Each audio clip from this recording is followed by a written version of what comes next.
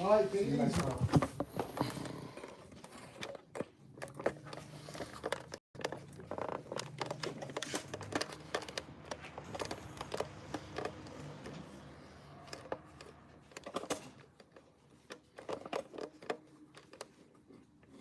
And with all the money. Shame on you. What's wrong? That's somewhere. It's early in the morning. Early. After morning's over with by now. Yeah, maybe by your book. Well, yeah, I got up at 5. Yeah. Should have my breakfast coffee done by 6. I said, what the hell do I do now?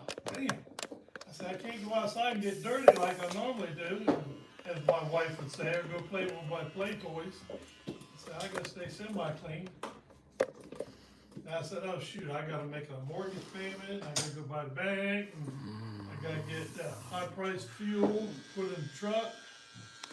Alright guys, so I'm not going to be able to see your chats right away. I will periodically come over to my phone and scroll through and say what's up to everybody. But I'm going to basically go at this native chief as if I was sharpening off camera. So this isn't going to be really much of a specific tutorial or anything, but just want to give you guys some sharpening footage.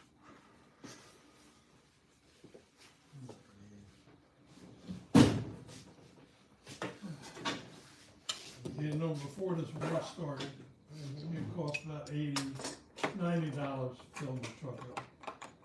Now it's gonna be about 170. 31 gallon tank. That's what mine's 36. Oh. But it's only 30, it's about 6. So I'm starting off with the 100 grit KME Gold Series Diamond Plate. And let me put my AirPods on so you guys probably hear me more directly.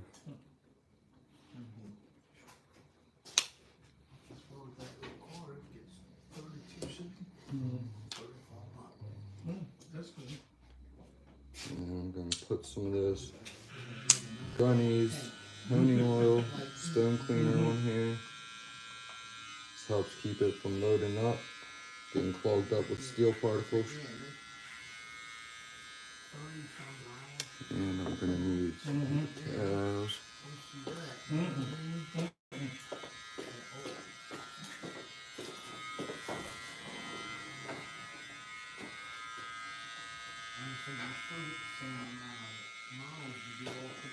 Right. Even though I get anywhere from 20 to 25 on long trips. Hope everybody's having a good morning. Around town, 20, 21, something like that. But still. Get my Sharpie. Oh, really? Yeah.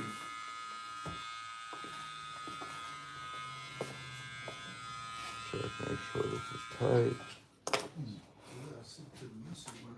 Now when you're clamping your blade in, you want to pinch the clamp as tight as you can as you tighten it.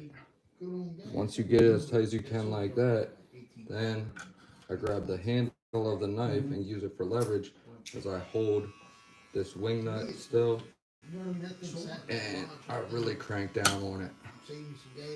That way, yeah, then you get literally no flex, no movement in the clamp. That's not shifting anywhere. So Well, mark this out. try to, anyways.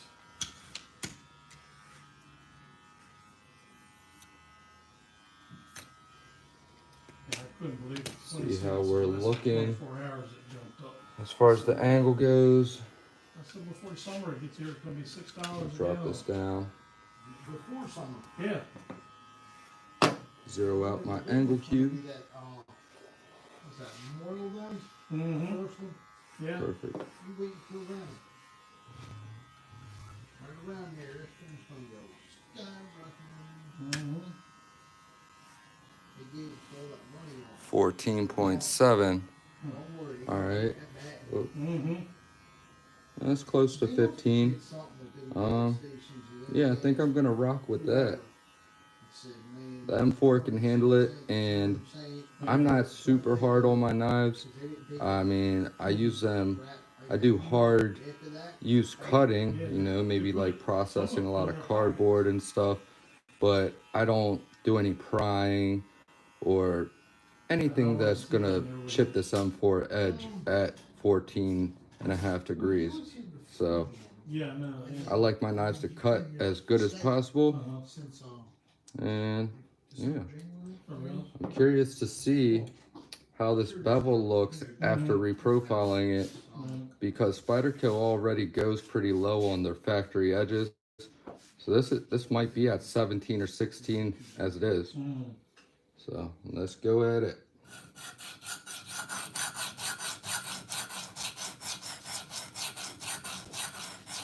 And for those of you just hopping in, this is the 100 grit KME Gold Series diamond plate.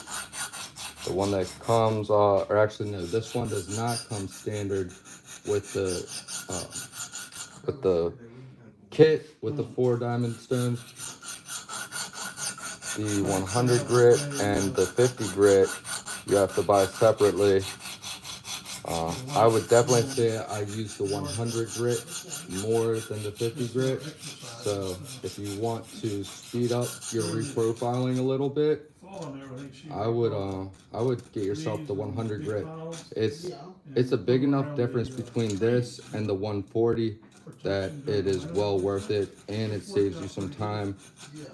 But as far as the 50 grit goes, it is, you got to be really careful with that one, and you don't want to really stay on it too long. You can use it to knock out some bulk, but you got to be really careful with that one near the tip and the heel, because it's kind of difficult to profile out an acute, nice pointy tip with the 50 grit B stone. It just takes out too much steel.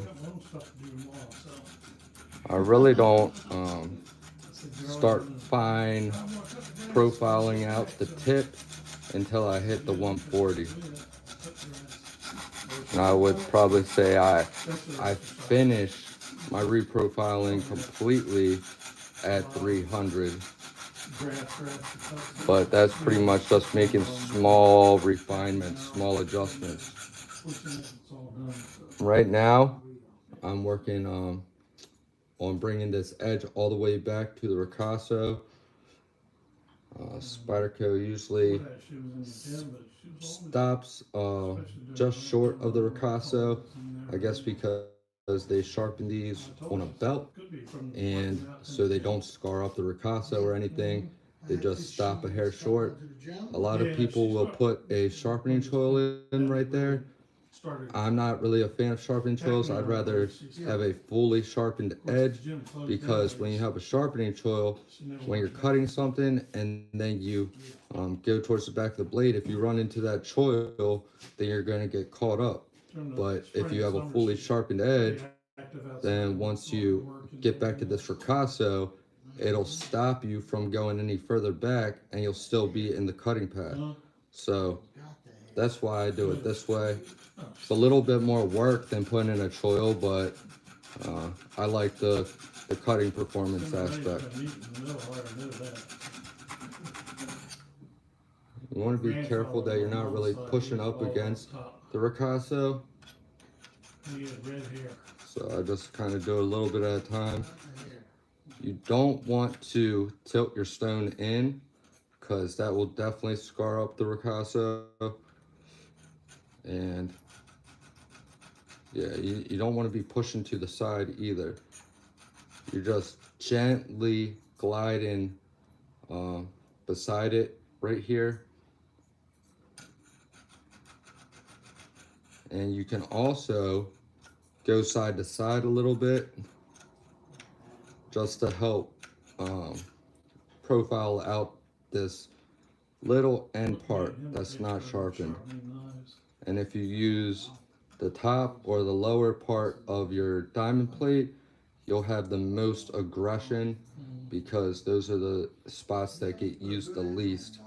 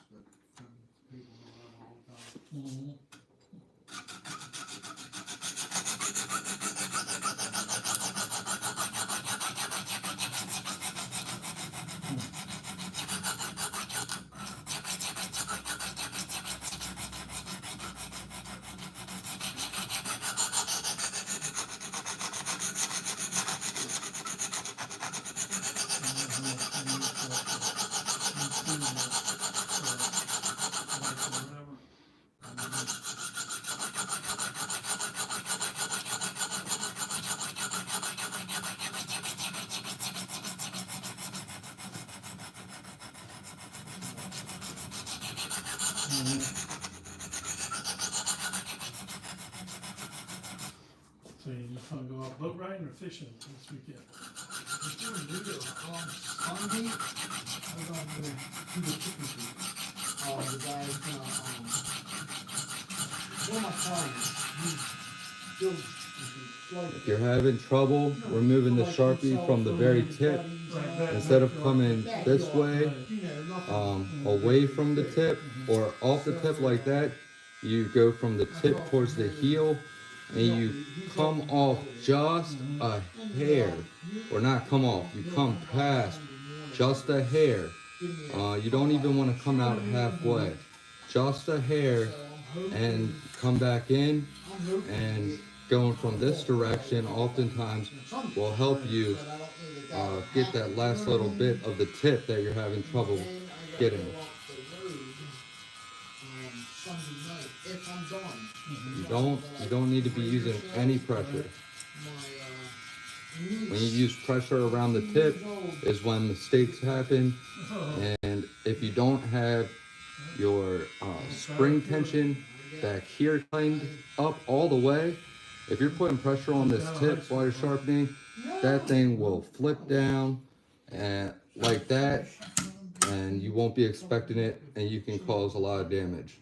So I usually sharpen with this tightened pretty much all the way up, and then when I go to flip the knife, I press in on it before I turn it, and that keeps me from wearing out these two little detent balls.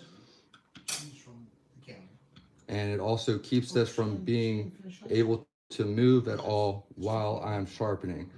That's what I have found works best for me and keeps everything as accurate and precise as possible. So we are almost to the line at the bottom of the edge near the apex. I'm gonna flip it over to the other side and work the other side a little bit, and then we're probably gonna go on to the 140. And let me see if anybody has commented. Oh, sorry guys, I don't do many live streams. Okay, Lion Knives, what's going on, brother? Ian Coates, what's going on, bro? Tri-State EDC in the house. What's up, brother? Sorry I'm shaking this. This isn't really a professional rig setup right here. I'm at the barbershop, and I don't have any clients right now, so I figured I'd hop on here with you guys. So hopefully you guys can see and hear everything okay. And I apologize for any noise in the background, but it is a barbershop, so can't expect everybody to be silent for me. Tri-State EDC, chilling this morning, slow day on the office. Oh, thank you, brother.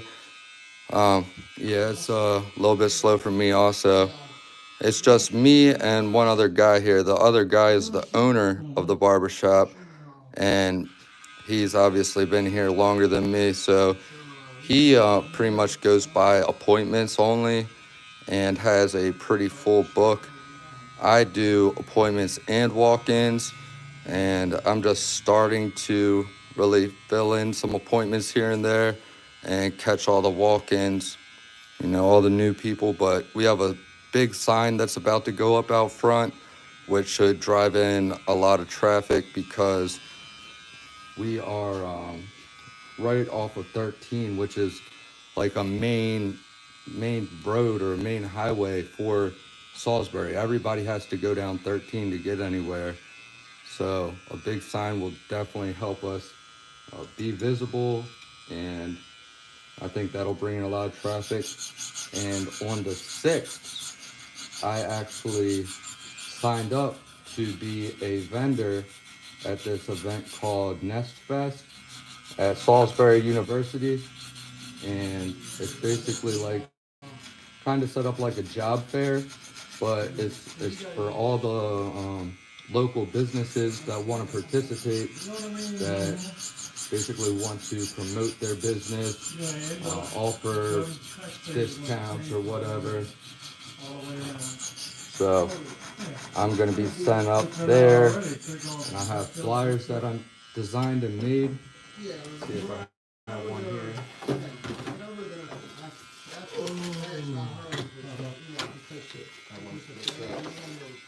Let me go grab one real quick. I'll be right back, guys. 2 seconds. You know what I mean? I mean, that's, You okay? it's usually what happens. Yeah. And people over the years were not forced to pay because of the pandemic, because of the laws that were acted. Instead of saving the money, no, they spent the money. Yeah. So you still owe that money to your landlord. No, that's free rent, isn't it? Free. All right, guys, I am back. Check this out. These are the flyers. This is what I designed. I have 500 of these that I had made up. And yeah, so I have some pictures of some of my work. And it shows that I can cut black and white hair. And yeah, I'm sure there's a lot of college kids that are new to the area and looking for a barber. So hopefully I can get a ton of business from that. Because I've only been back in the shop full time here for maybe 2 months now. Ever since my ex kicked me out. So, and other exciting news, I'm about to move into a big 2-bedroom apartment instead of, right now I'm renting a room. And it's a nice house, but there is 3 other tenants. So, not really much room for my daughter. And at the apartment, she'll have her own room, and we'll have plenty of space. And I can set up a more elaborate studio, not have to worry about anything. Well, I'll have to worry about more expensive bills, but I'm excited for it. It's going to be my first apartment. My first, real spot. Well, the spot I'm at now is a real spot, but you guys know what I mean.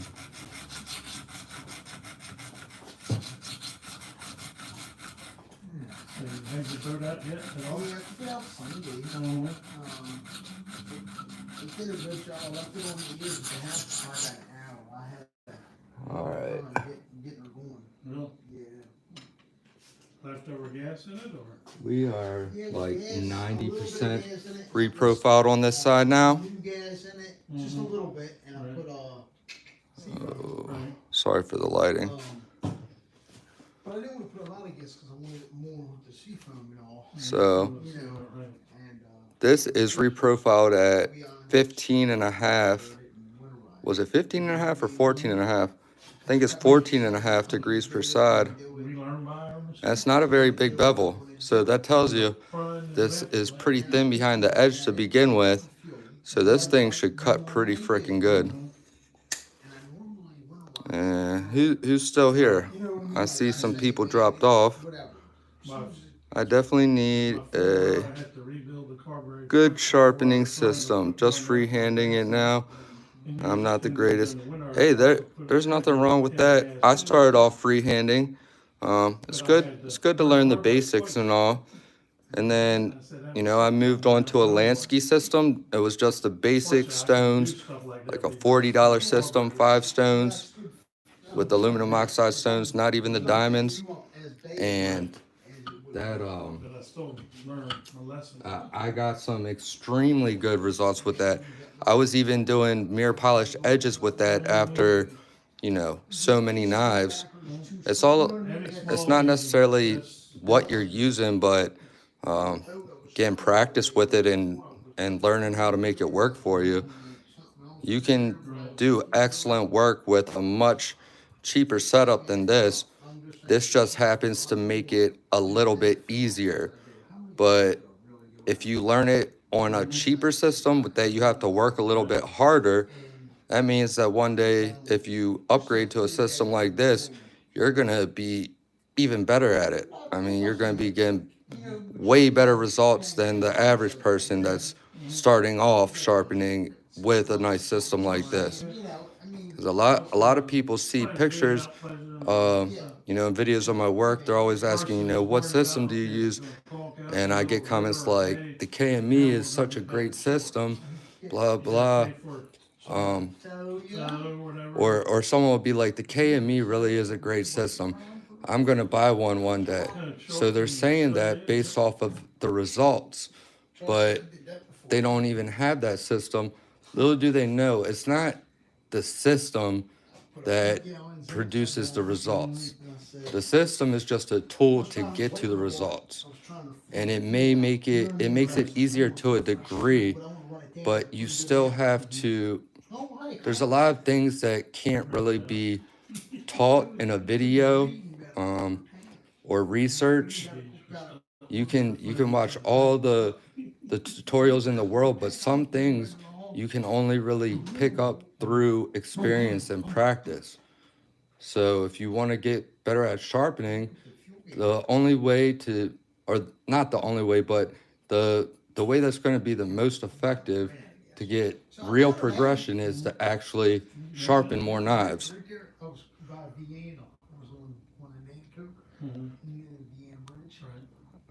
Tri-State says he loves the work sharp with a few add-ons, but it took a lot of practice to get the edge I wanted. Yeah, I had a work sharp for a little while. I never ended up getting the add-ons. I actually gave it away along with another work sharp precision adjustment for my 1K giveaway. I wasn't a huge fan of it. I think if I had those add-ons and the little stand to keep it from flexing so much, I would have liked it more. But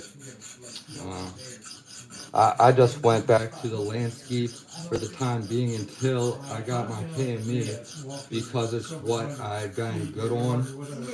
So if you have a work sharp precision adjust and you practice on that a lot and that's what you get good on, there's no need to you know, switch back to or switch over to anything else, because your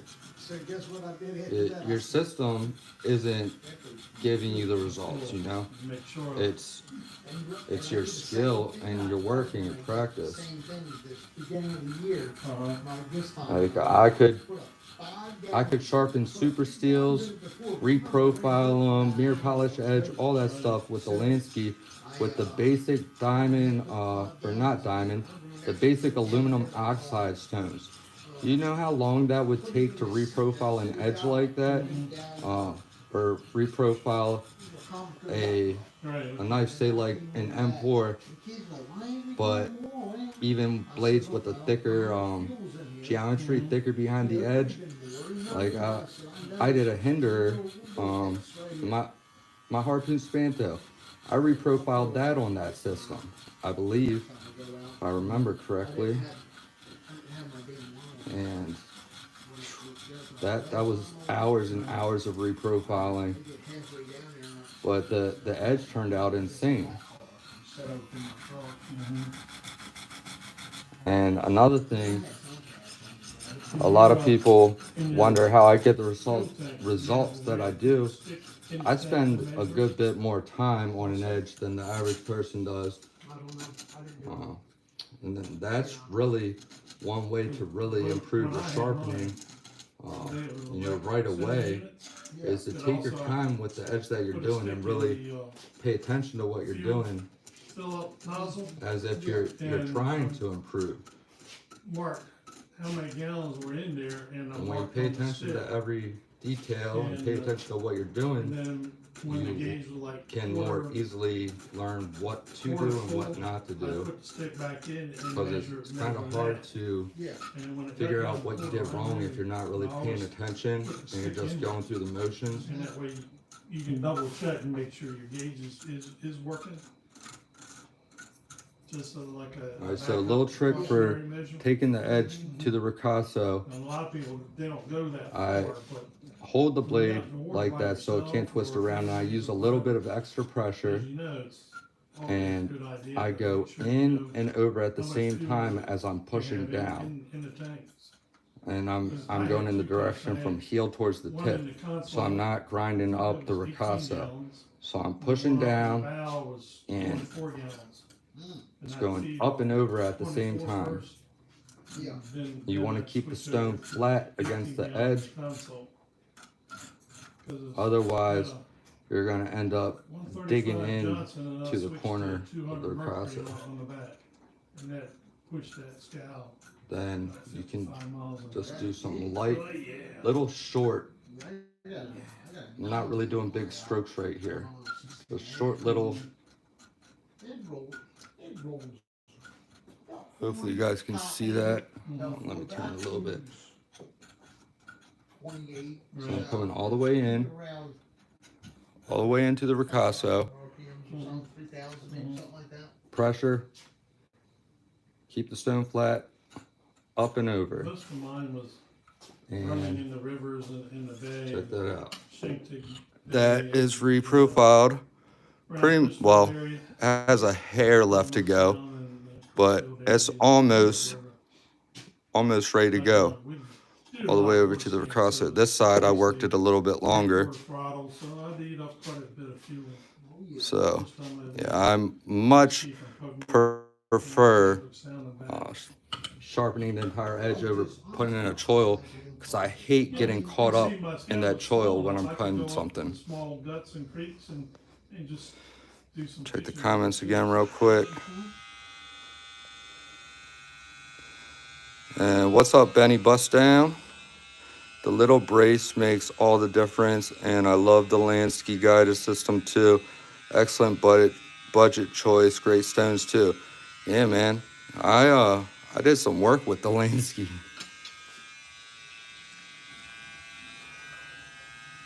Add some of this. This is the honing oil stone cleaner from Scat Gun. I don't know if it's on the market yet. Keeps your diamonds from loading up, getting clogged up with steel.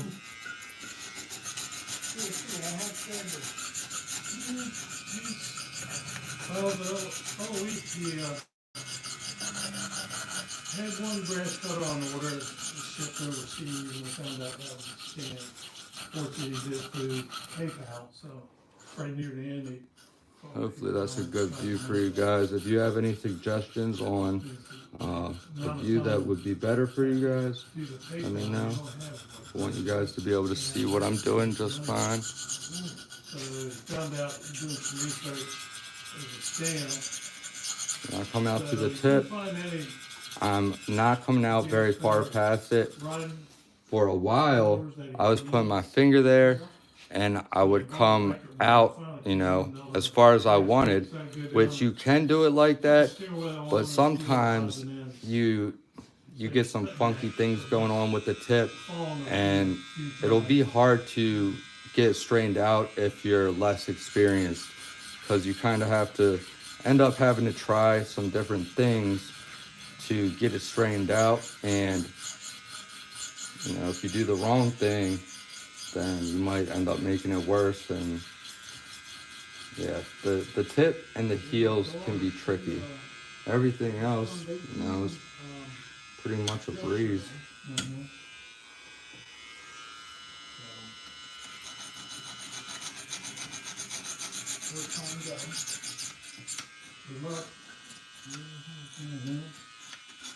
Anytime you're trying to really work on something, like say getting this sharpened all the way to the edge, and you want to add some pressure, brace underneath of here. Even though this is clamped in here solid, there still is a small degree of flex that you can get, and changing the angle if you don't brace underneath of here with your hand. She works at Chris Steakhouse. Okay. And one of her people that come there like all the time. The window is high. And I believe that until it's next. So after I do that, you want to definitely blend it out. So sweeping passes are definitely good for that. And sweeping passes, just what I'm doing right here. I'm going up and over at the same time.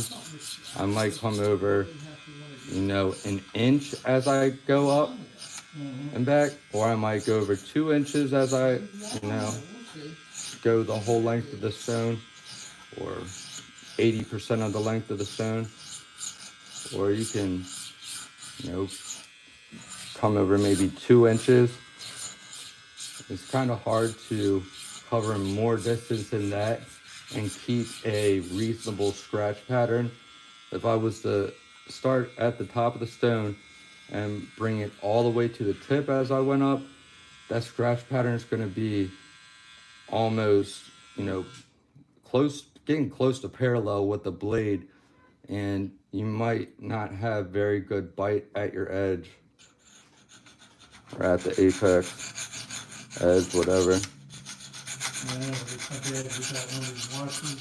But yeah, I've found that if you not on your finishing stones, like the resin bonded diamond, the 10 micron and 5 micron that I use for polishing, those you can, you know, sweep all you want either direction and you're still gonna get a great result.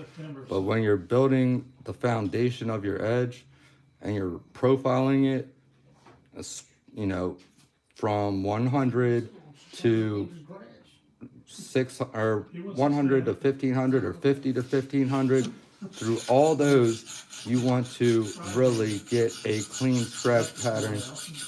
And it's okay if it's going on an angle. You know, you want it all uniform, or it can be all straight up and down.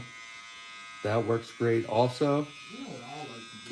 I often kind of end up on a little bit of an angle, but if you were to just slide this stone straight across here and your scratches are going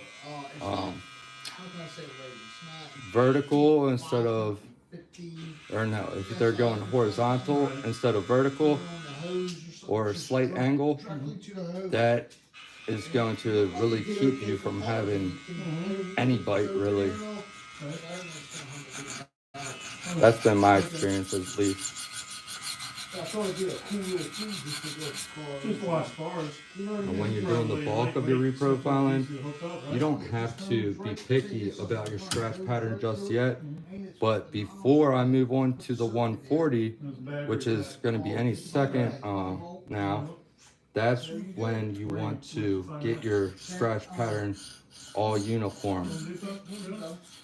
So it doesn't really matter what you do in between, but before you move on to the next grit, you definitely want to get everything uniform, or you might have trouble basically removing the previous scratch pattern.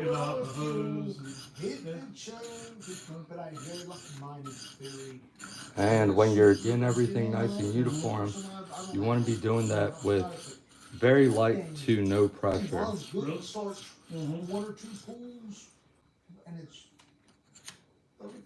And it's easiest if you just do it, you know, edge leading.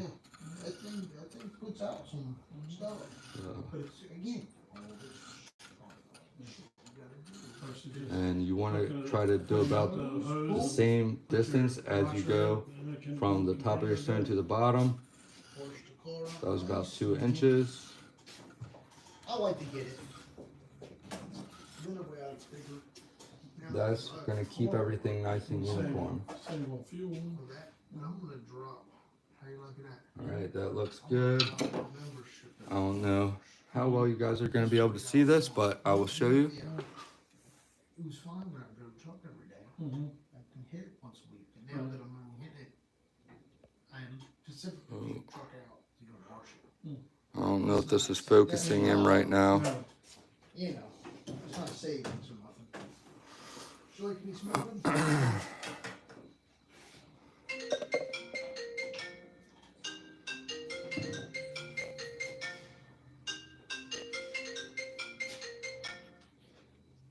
Hello. I don't know if you guys can see this grip pattern. Somebody, if anybody's still in here, You should have charged your phone. just let me know if you can see the scratch pattern at all. Okay.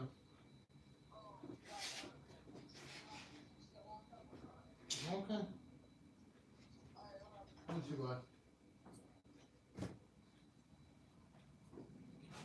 bad. Picasso. What's up, Double Edge? Alright. The brace makes all the difference in the world for guided systems. Yeah, I read that one. Where sharp precision adjust is decent. Matt Harvey, what's up, man? Definitely need a good sharpening system. All right, I already read that. All right, so, okay, Ian's still here. Ian's sticking with me for the long haul. My brother. That might be a good thing. All right, and I'm feeling for the burr. And I have the burr along the entire backside of this edge. So that means we are apexed at this point. And we have a nice even bevel, so that's nice. And the burr is not very big at all, so it should be a lot less work when it comes to removing it later on. Now we're going to get the scratch pattern all uniform on this side. And I'm actually going to put some oil on here, and I'm going to be using some beard oil. I've been using this a little bit lately since I work, you know, I'm a barber, and this stuff actually works pretty good. Now, it's probably a waste of money because you can use mineral oil or anything else, but I do happen to like this. This is a little bit thicker, has some other ingredients in it, you know, some minerals and plant extracts and vitamins and shit, but it seems to work pretty good. I'm gonna go ahead and mark the edge. Then we're getting sloppy. Oh boy, that was horrible. I hope nobody saw that. 91% alcohol. I know.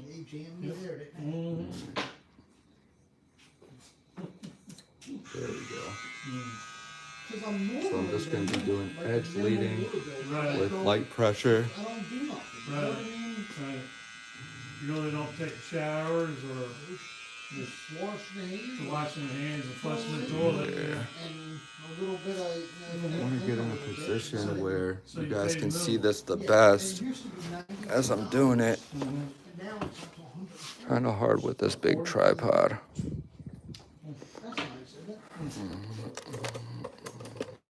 And how many gallons is it for a minimum storage? In other words, you're probably getting away with less water going through you, so you're paying for less than what the minimum charge is for the amount of gallons. There we go. I don't think you can really beat that. It's not too bad. Yep, that's right, Double Edge.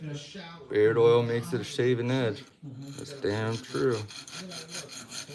So what minimum charge? Oh, I just said I was going to do edge leading only. But it looks like we had a little bit of reprofiling left. So it's a good thing I held off. Couldn't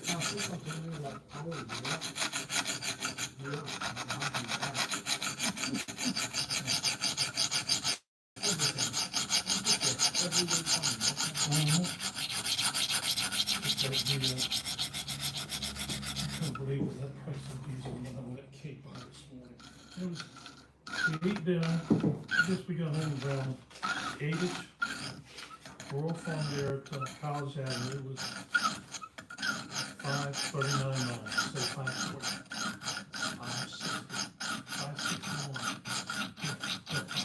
560. Well, normally Royal Farms Also want to make sure or that it's not just gunk everybody else that's close at the by bottom of your Royal edge. kind of conforms to Royal Farms prices. Okay, because sometimes So you'll when get Royal the Farms steel goes up, it goes particles down, the other mixed company up goes with it actually being Sharpie left on the edge. I've done that cheaper, before where I but they're think that there's still Sharpie at the edge. It's actually just steel particles. So,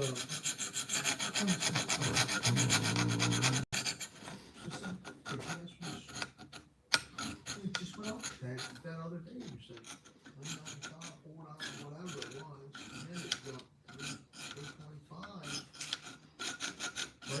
right before this war, which started what, February 24th, something like that. Guys, let me know if this view is any better for you. Diesel was $2.99, month to say $3. Okay, that was middle of February. Ooh. Okay. I guarantee you, within a couple of weeks, it's gonna be $6. It's 100% increase in 3 A months. little bit less.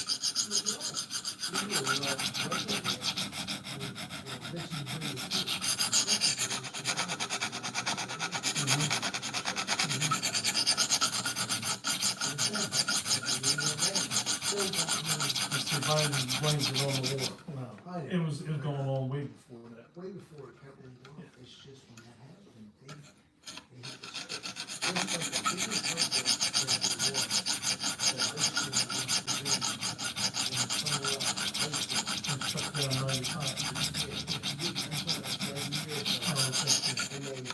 that's when the first real increase, once Biden got in there. Right.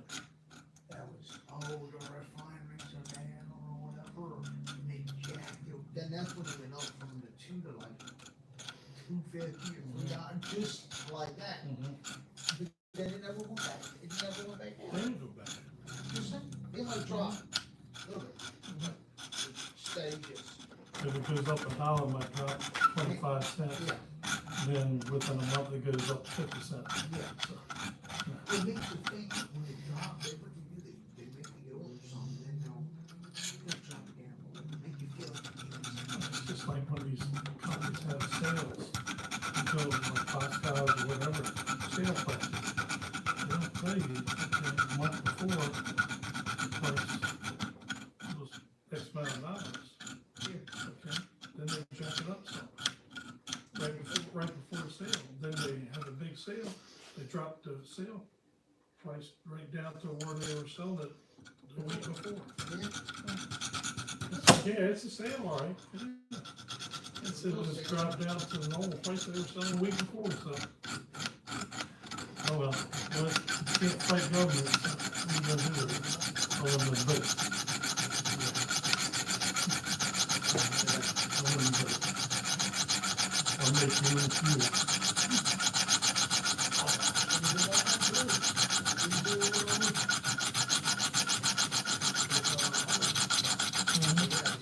After all the corn, yeah, they used to make it by the corn, but it was not cost effective to do the corn feed.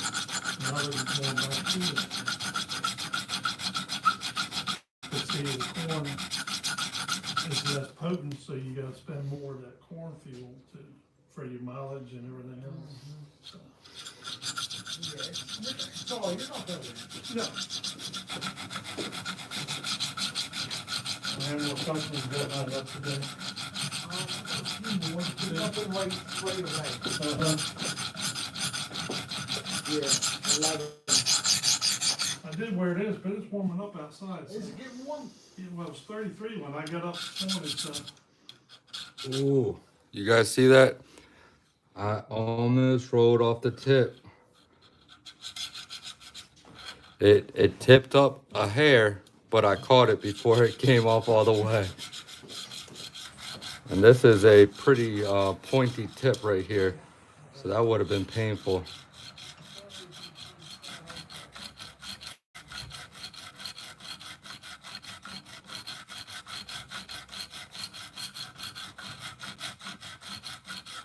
What's everybody carrying today?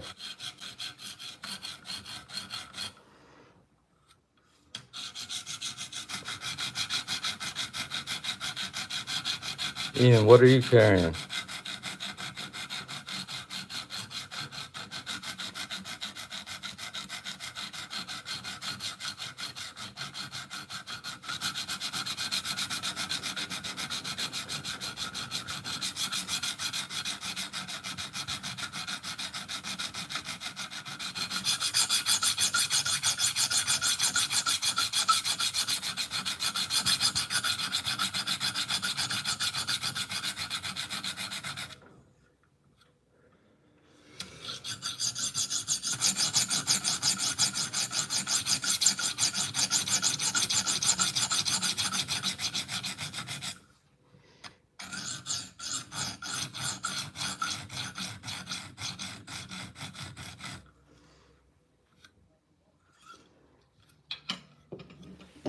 Check the comments.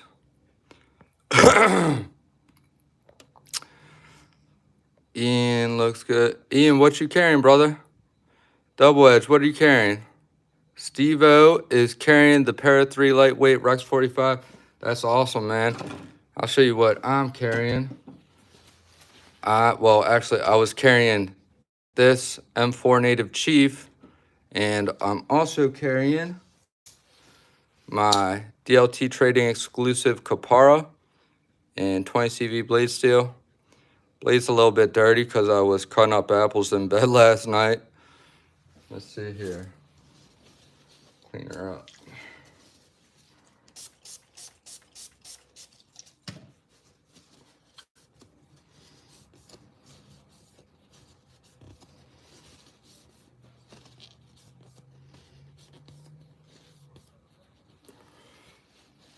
There we go.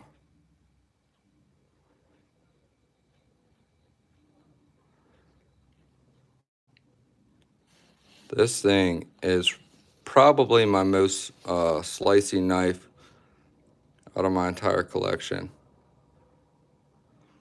This thing can slice, man. This knife's pretty scary. And look, you see how that is sharpened all the way to the ricasso? All Spydercos come the same way, with the last little bit of the edge is not sharpened. So I always bring it to the ricasso. Same thing on this side.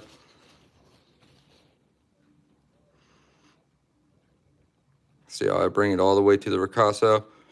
That way, when you're cutting something, you don't get caught in a sharpening choil. And by the time you make it back to the ricasso, that will actually keep you from running into back here, you know? And that will keep you going through the material.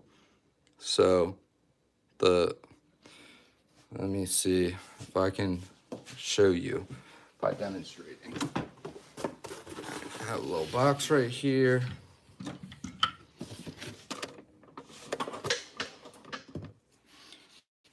So I'm not sure if you guys can understand what I'm saying. All right, so as I cut through this, if I'm working towards the back here, check me out. The ricasso is keeping me in that cutting path. So if I had a sharpening choil there, instead of sharpening it to the ricasso, I would be getting caught up and I wouldn't be able to just continue to cut right through. Show you on this side in one quick motion.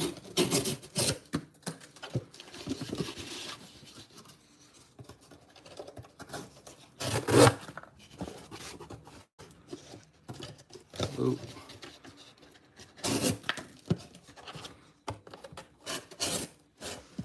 See, you never get caught up.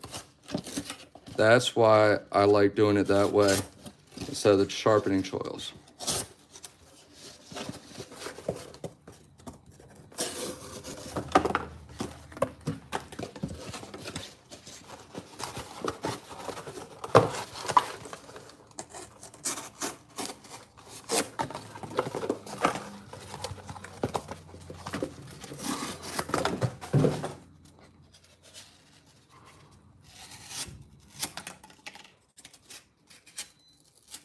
See, never get caught up.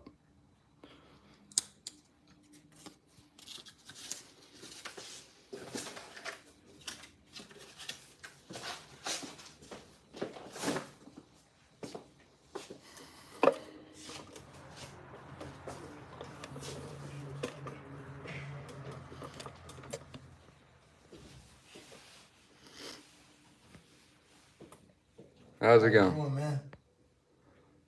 You waiting on Adam? Huh? You have an appointment with Adam? Yo, he's out there. Do you have an appointment with him though? Nah, he told me to be in a few minutes though. Oh, so he's cutting you? Huh? He's cutting you though? He normally cuts me. Yeah. Okay, all right, that's what I'm asking. Yeah.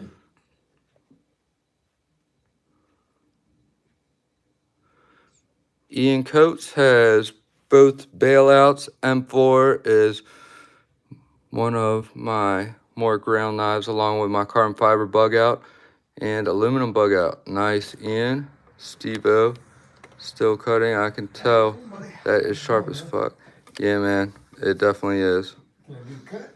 Steve-O, the Kapara is 20 CV. And I reprofiled it 17 degrees per side on the indicator on the KME.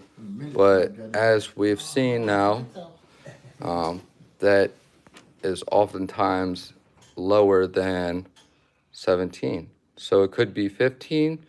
I don't know. I didn't check this one with the angle cube. Heard that here first. Double edge. Calling me the Picasso.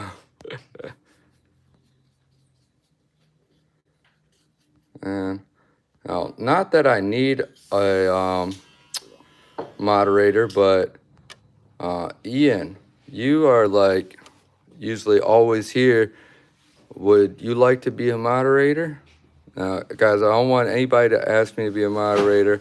I just, you know, and it doesn't mean I'm picking favorites or anything, but he's just somebody that I have noticed is always in my lives. And I suppose it wouldn't hurt to have one in case a troll, hell yeah. All right, let's see. Add moderator. It says Ian Coates is now a moderator. Double edge. What did he just say? Oh.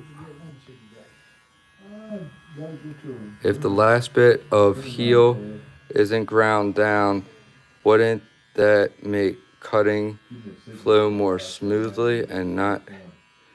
If the last bit of heel isn't ground down, wouldn't that make cutting flow more smoothly and not hit? I don't understand.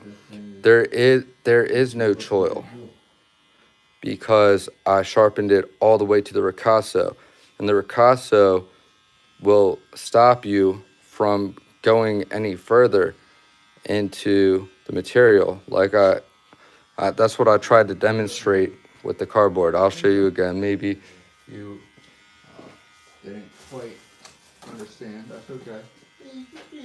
So if I did have a sharpening choil, oh, he missed it. That's all right. So if I had a sharpening choil here, as soon as I hit that sharpening choil, I'm going to get caught up as I'm going through the material. But with it sharpened all the way, I can be all the way up against the ricasso and still cut straight through without getting caught up. So that's why I like sharpening all the way to the heel. And the little extra bit of time to reprofile and sharpen that little unsharpened part is well worth it, because it makes kind of a lot more enjoyable, especially if you're like me.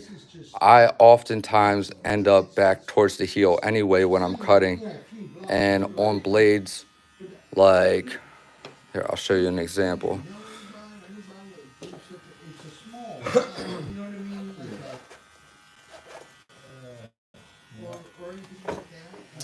Take this EMP EDC Nimble, awesome knife, but if you're cutting, it is real easy to cut in and go right into that choil area, okay?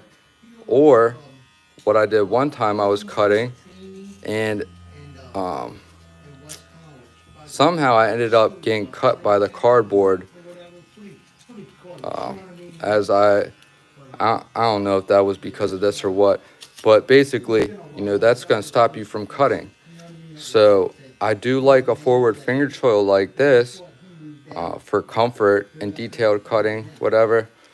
But I'm always ending up cutting in this area right here.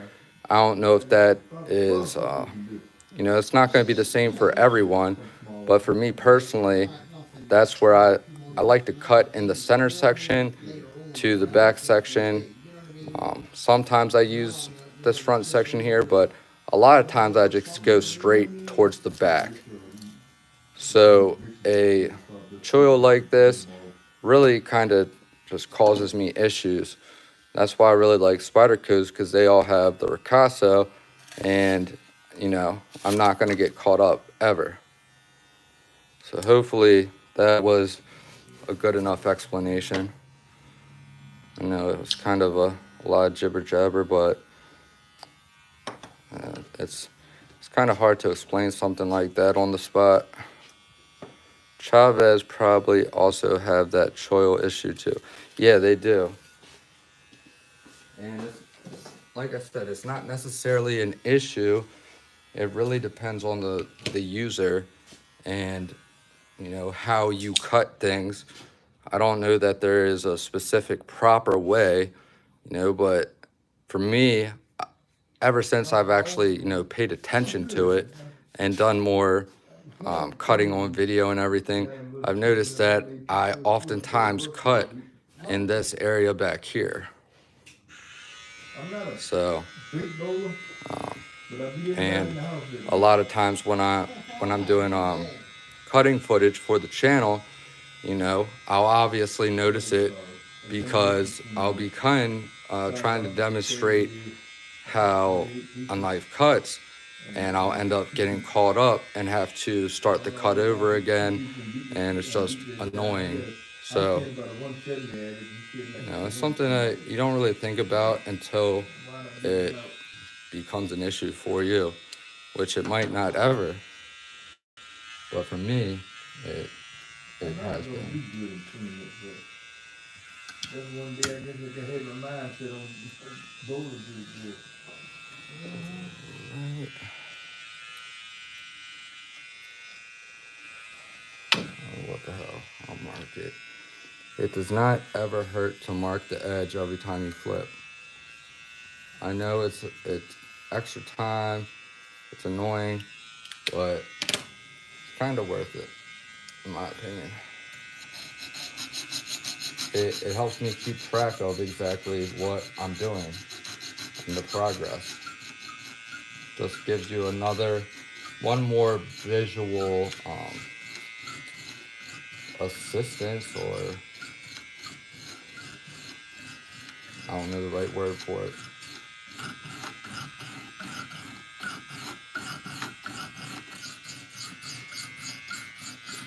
But it's definitely very helpful. Highly recommend marking the edge every time you flip, especially in this early on stages where you are reprofiling.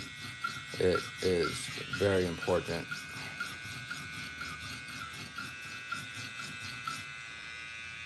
I want a KME but can't afford it, so ordered Work Sharp Precision Adjust. There's nothing wrong with that. You can get good results with that. Like I said, I honestly kind of preferred the Lansky over the Work Sharp Precision Adjust, but you know, that might just be because that's what I used for a long time. But I would say they're both pretty much on the same par with each other. The Work Sharp Precision Adjust comes with better stones. They're a little bit wider. They're diamond stones, so you're gonna be able to move more steel a little bit easier and quicker. So if you're sharpening super steels and stuff, which I don't really even take the steel into consideration too much as far as difficulty or ease of sharpening is concerned. I mean, sometimes the harder steels actually end up being easier to sharpen when you're getting towards the end and trying to deburr. And, you know, a lot of times those steels, you'll be able to get them a lot sharper than, say, a softer steel, where it's going to take a little bit more skill and experience to really get it super sharp.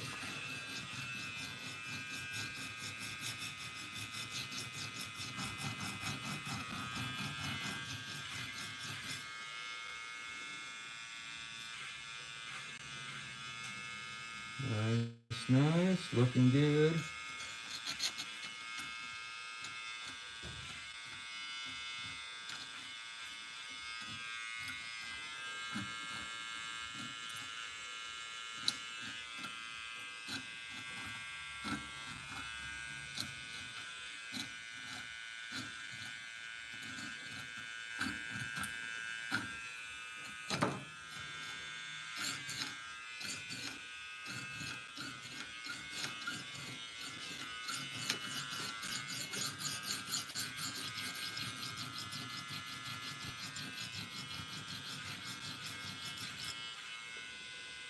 All right, let's see.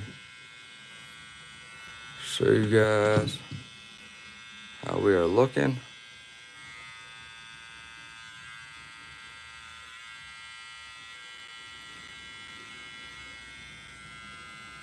Nice and sharpen to the heel.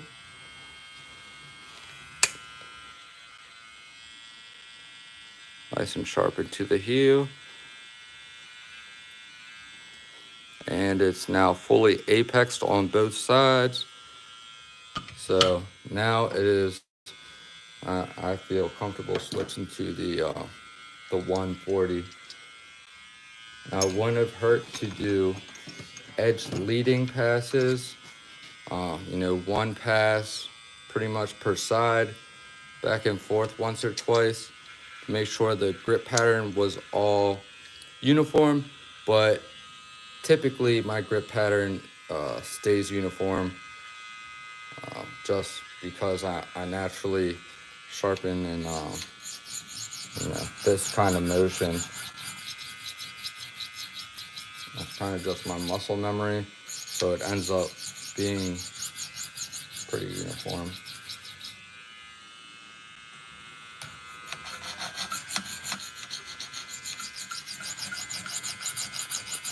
Yeah, big difference from the 100 to the 140. This is much smoother. It honestly feels a lot better when you're sharpening with this. When you're using the more coarse grits, it can be a little bit scary because you know you're taking a lot more steel out in each stroke.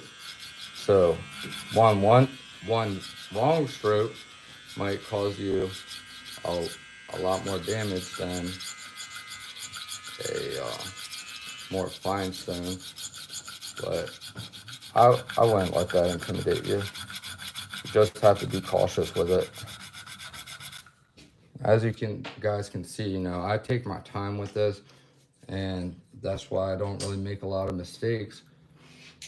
And you want to do this when you have plenty of free time. You don't want to be trying to rush through it. or you're not going to get good results, especially if you are still, starting off, still learning the basics.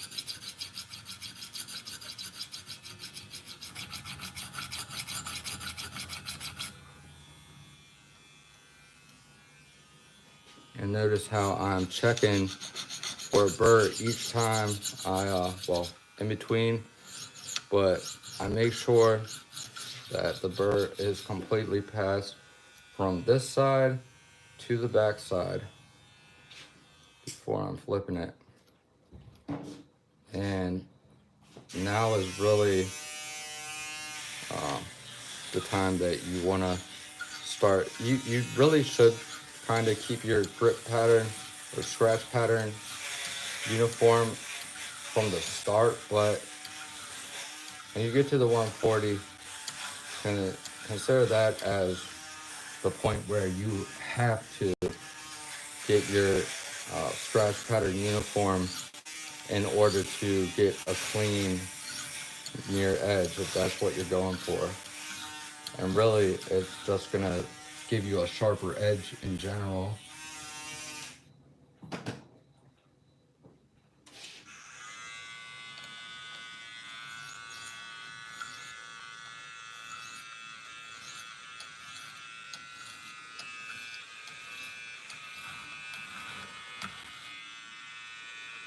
If you stay in like the middle 50% of the stone, not the bottom 50% or the top 50%, the middle 50%. So 25% left on the top and bottom. That's the area that's going to be the most used and the smoothest. So when you're doing that last bit of evening out your scratch pattern, it helps if you stay within that area and also using really light pressure, and that's going to give you the finest scratch pattern possible before moving on to the next stone, therefore not leaving any difficult task for your next grit to remove. You're not going to have any trouble on the next stage. And paying attention to these little details really makes all the difference in the world in your later steps and the results that you end up with.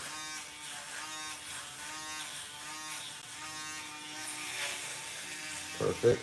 All right, now that is nice and uniform with the 140. Let me clean it and show you.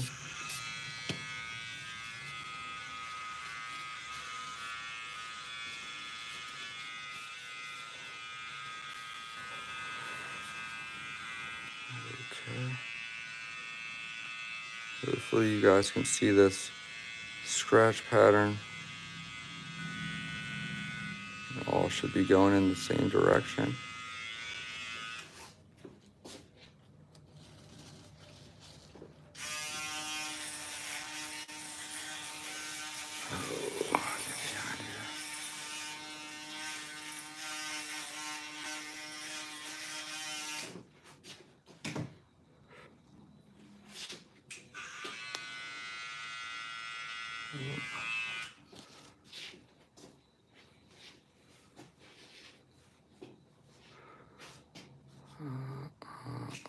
Come on.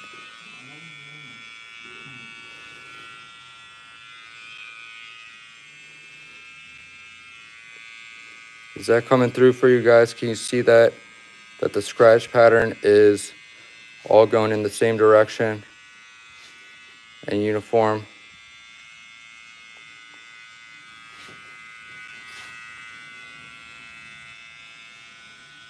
Hope you guys can see that. Not really. Damn. Alright, let's see. Hang tight, buddy. Let me see here. The internet here is slow as dog shit. So I'm just running off my my cell phone service, so I'm kind of limited. But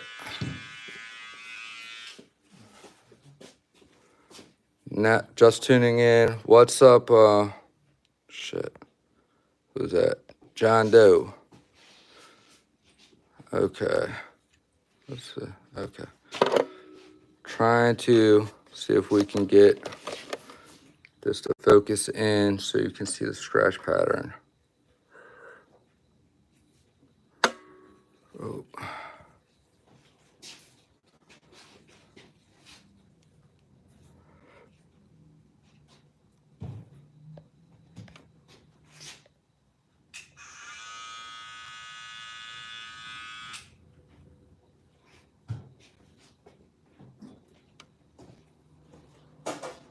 Look at that.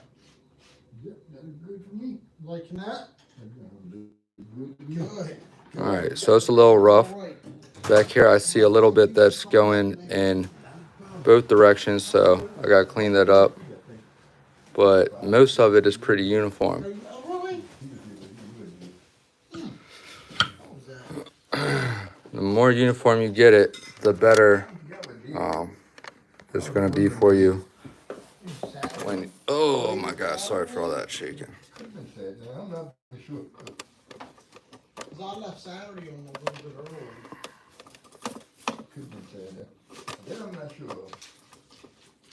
Oh, I'll make that. I came in, you were there, you were there. I said, I'll come back at Tuesday. We make it Tuesday.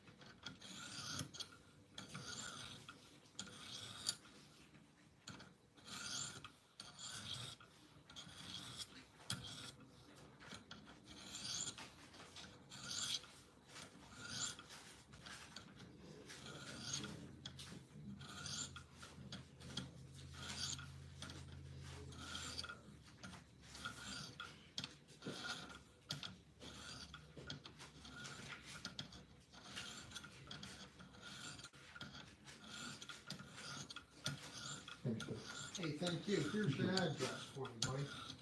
And then, I click on that, look me something. and my number's on there. Just, yeah, Just give you a call. yeah, just give me a call. I thank you, buddy. Not a problem, man. Good dude. You take it easy now. All right, now take care, man. Yeah. Okay, now that is good. Yeah. Knees? Okay.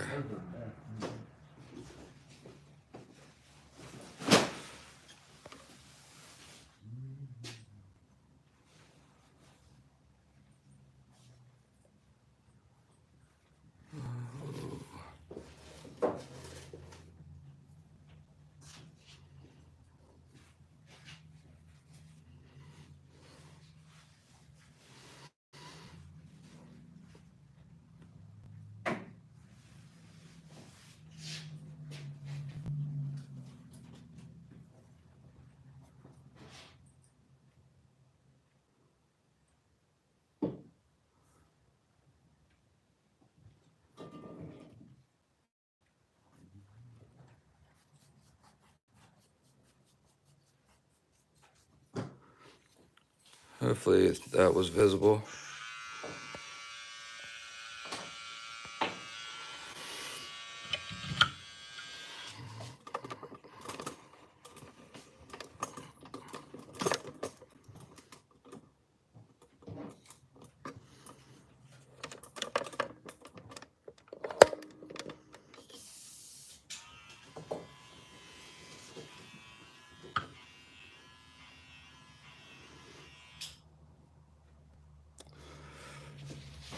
Okay.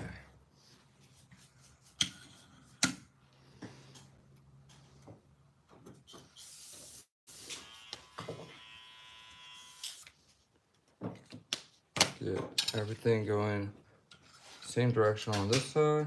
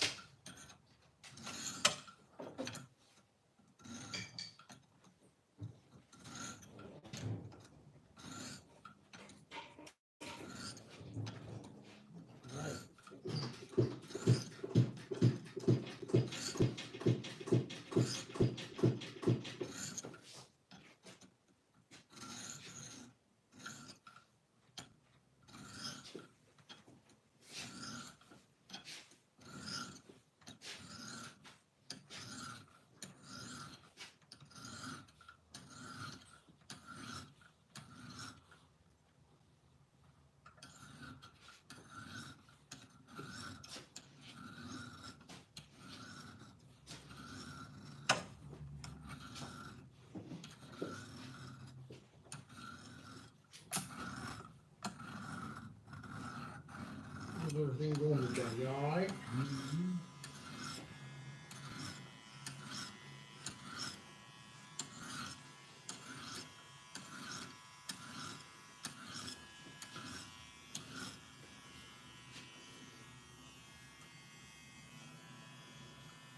Nice. Got this all going in the same direction.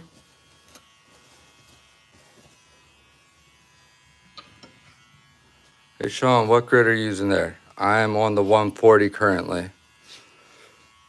I basically just finished up refining my reprofiling. And the last step of that really is getting your scratch pattern uniform with the 140. Because if you don't, you're gonna have a hell of a time getting a clean looking mirror and removing the, you know, these deep scratches with, you know, anything higher. Trying to show you guys right now that this is all uniform and going in the same direction. Let's see.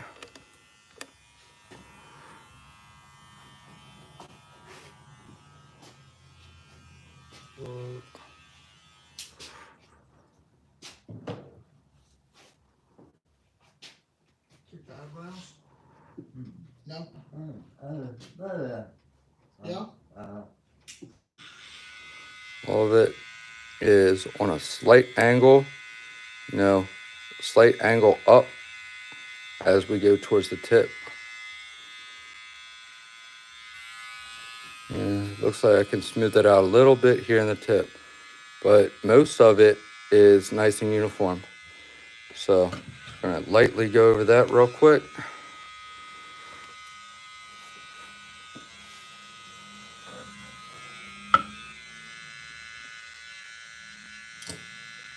So, you know, having a magnifying glass or using your phone camera and zooming in is a good tool to use sometimes. Now, I'll be honest, I don't always pay this close attention to it. I kind of just, you know, trust myself. But it's a little bit different when you're doing it on camera and you're trying to show people.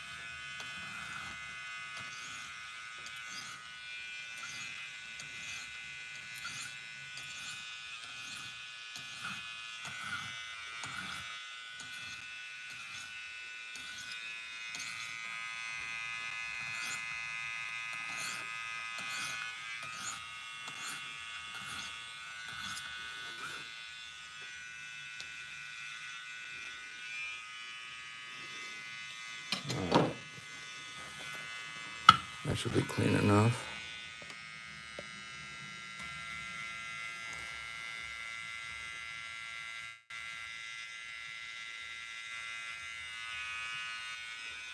Oh, motherfucker.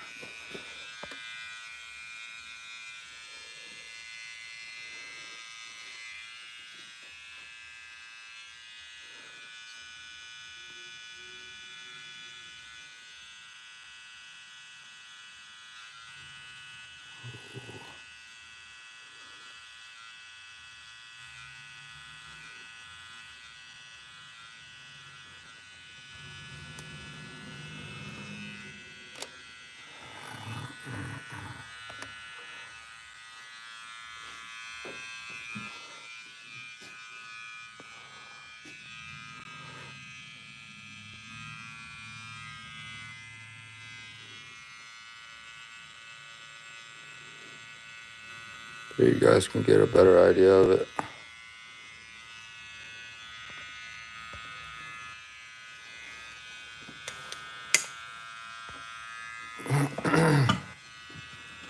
Alright, moving onward.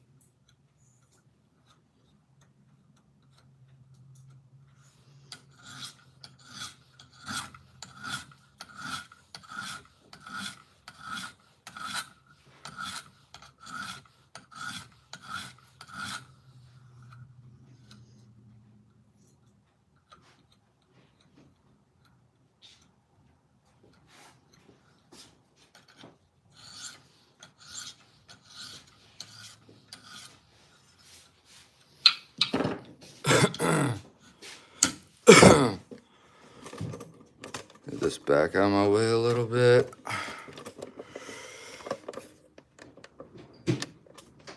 Alright.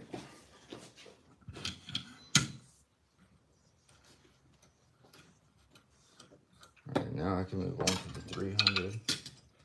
We're moving on to the 300 grit.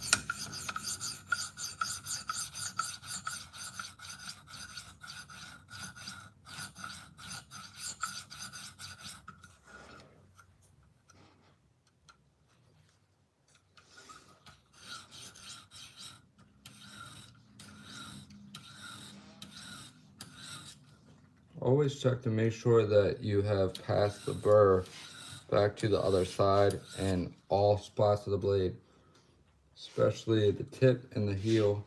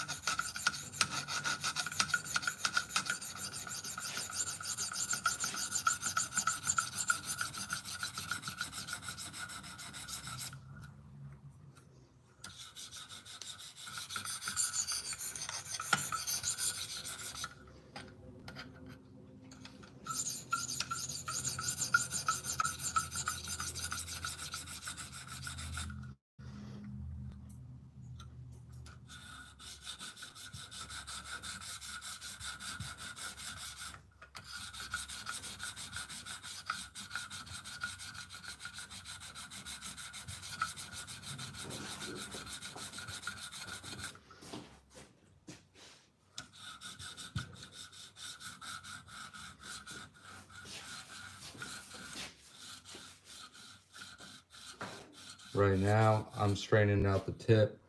It started to get funky.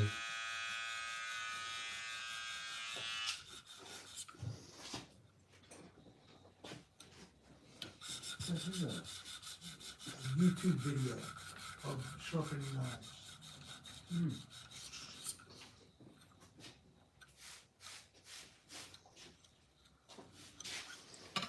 That's where it helps sometimes to be using that Sharpie,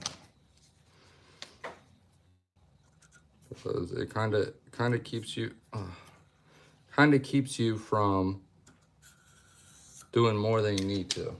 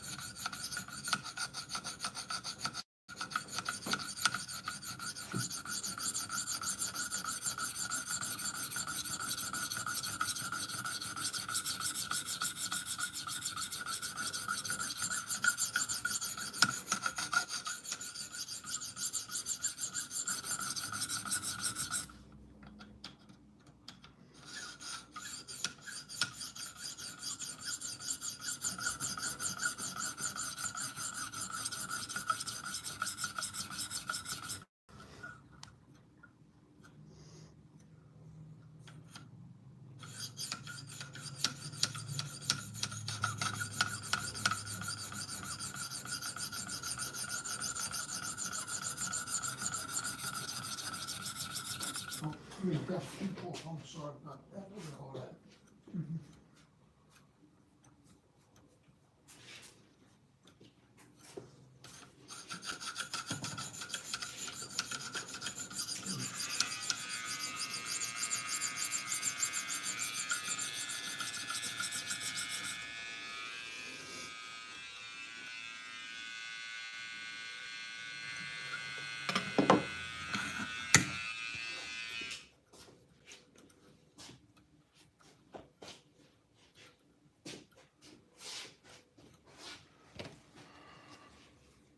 Alright, this will probably be the last one with the 300 before I move on to the 600. And then I will check to see if there's any questions.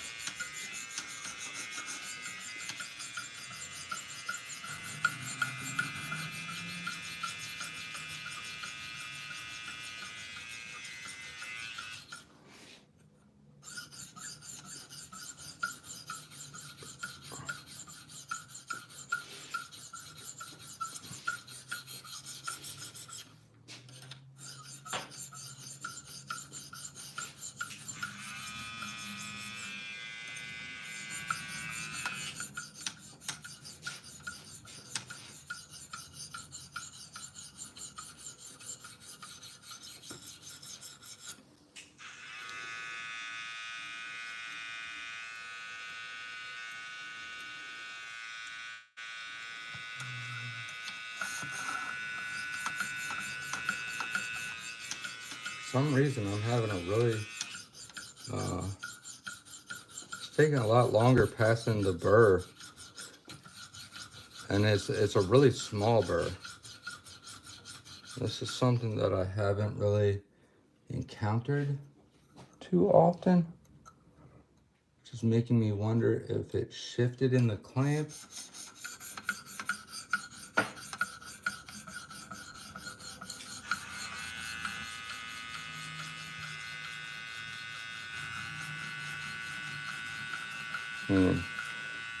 In previous time sharpening M4, it deburred very well and all, but I've never gone from passing a burr to kind of having a hard time passing it. So there's no way for me to tell if it has shifted really. I mean, it probably has based off of this, but what we should have done from the beginning and what we're going to do now is mark this so we will know if it happens to shift again. So shifting just the smallest amount can change your angle and end up throwing everything all, you know, all wonky. Make sure nothing else changed.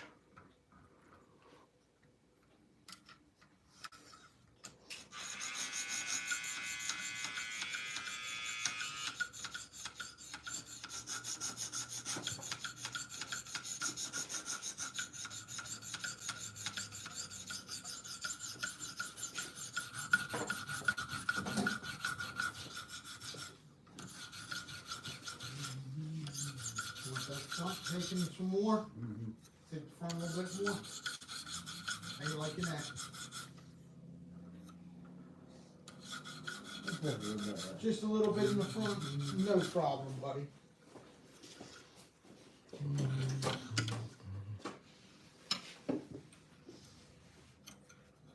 Coming up back here for a minute.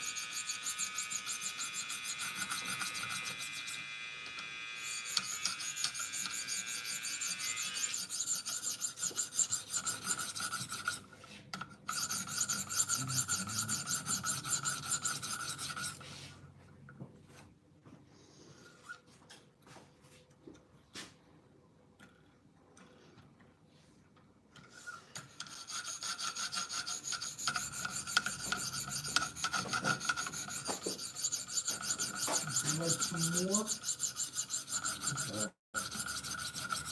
So is that good or more? Good. Good, okay. Would you like any small good? No.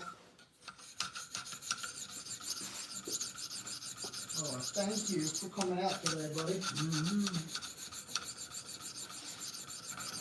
It was a good weekend.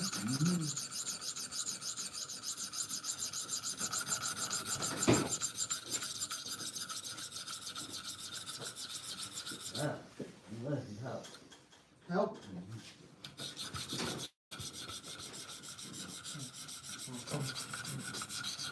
Off that mat.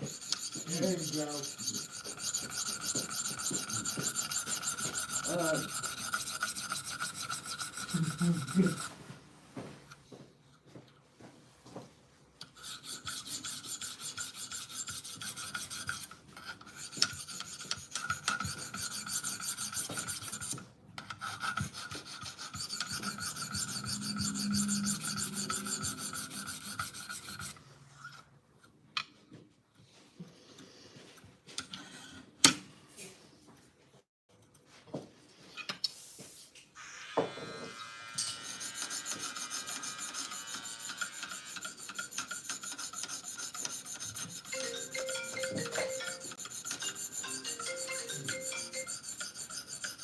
Yeah, buddy, what's going on?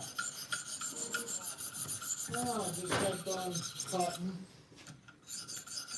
Ain't doing much. Just relaxing, how about you?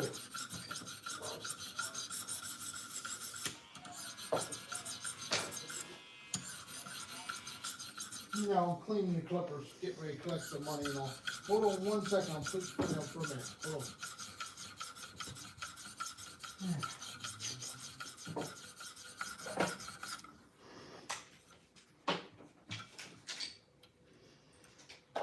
Okay, now the burr, I've completely passed the burr back from this side to that side and then back. That was weird. I don't know what was going on right there, but that just confused me. So what's going on, buddy? Yep. All right, John Doe. Rocky Mountain Bear. Yeah. He said that doesn't seem like 300, more like in the thousands. Nah, man, it's just because, you know, it's how you use them and stuff. And these are diamonds, you know. These stones are broken in, but this is M4 blade steel. So, you know, clearly they're cutting.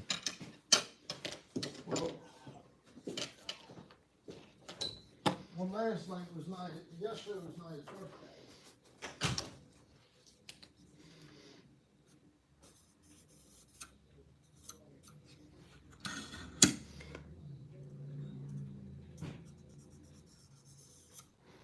This might be the last stone that I do on this one for now.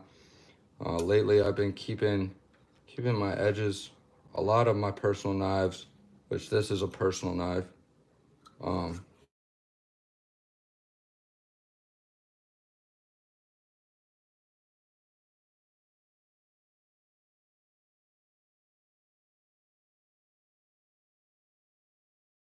Can answer that and stay on here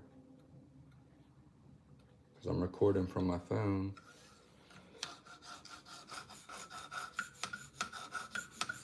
Hopefully they text me if it's important.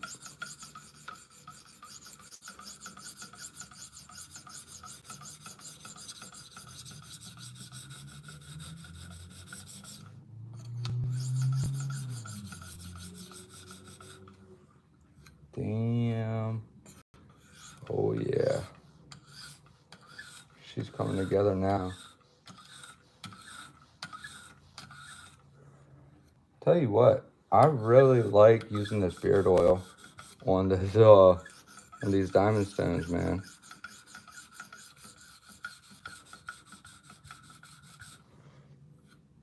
Got this I got this beard oil at Walmart was a little expensive. Might have been like 10 bucks. Wild Willie's Beard Co. It's good beard oil. Makes for really good sharpening oil because it's a little bit thicker than the mineral oil and stuff. Definitely thicker than your average honing oil. Much thicker, and it doesn't dry up quick. It actually, you know, it's a good lubricant. It stays on there for a while and stays working for a while. And man, it really makes everything nice and smooth to where it can really help you improve and get a smoother finish. For the longest time, I didn't really put anything on the stones, but whenever I can still do just as good without using any type of oil, but I have noticed that there definitely is benefit to it a lot of times.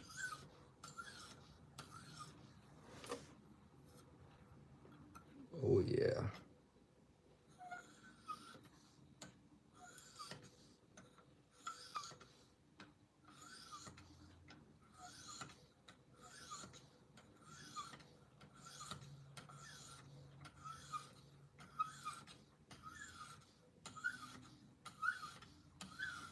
And we are on, this is the 600 grit stone, in case anybody missed that part.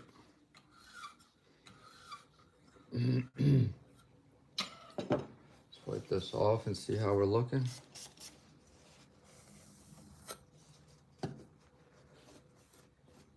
Oh yeah, that's looking good. All right, let me zoom in for my four viewers that are still here, sticking in it for the long haul.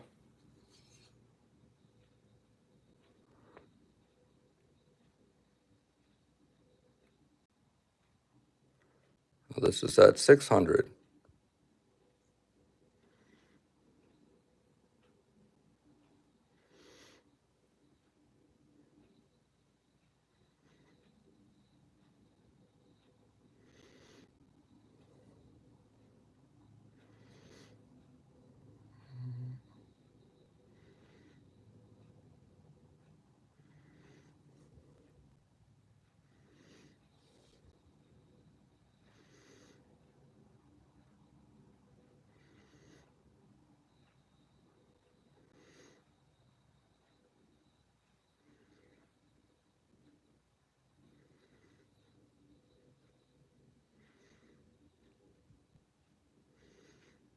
Nice and uniform. That right there, you know, may not be 100% perfect, but it is definitely perfect enough. I can tell you that for a fact.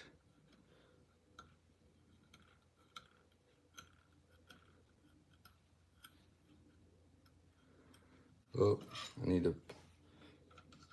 to pass the burr from the heel.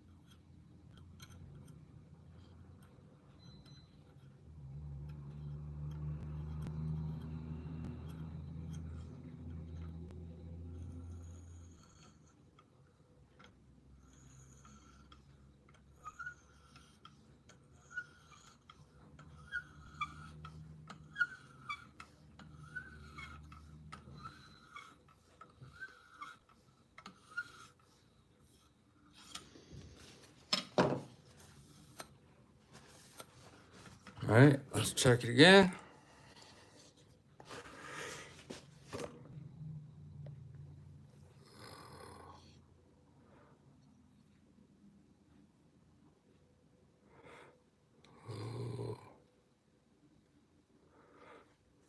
Keeps teasing me like it wants to focus.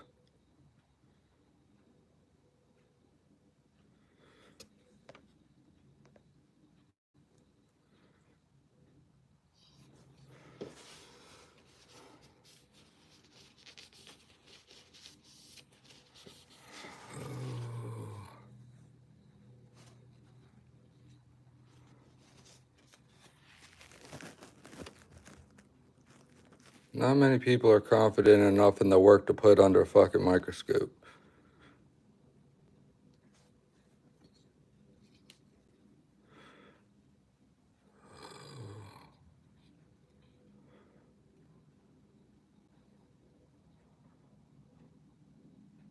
Oh, get a little bit of work at the heel.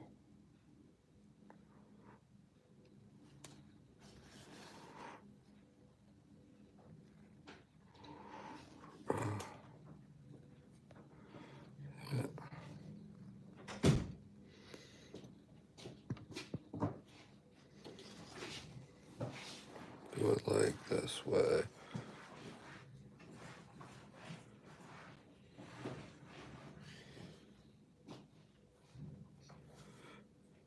Come on.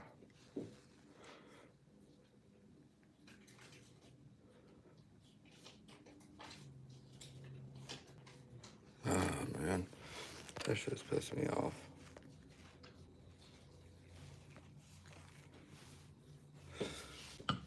What the fuck?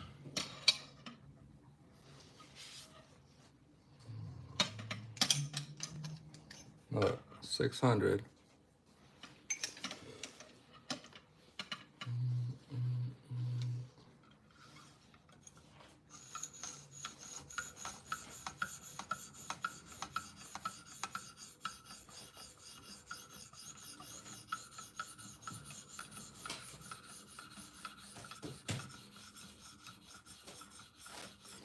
And to answer your question, probably because I was zoomed in like crazy, trying to get the focus in.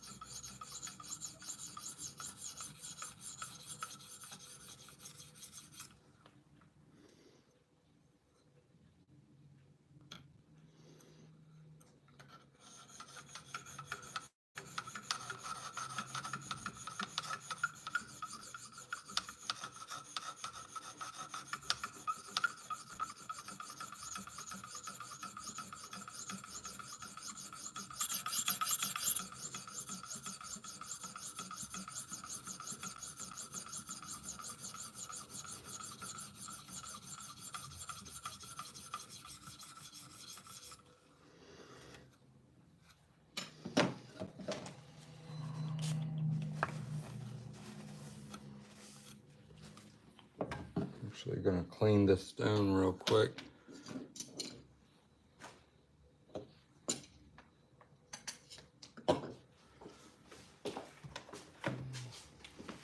magic eraser. Go in circular pattern like that.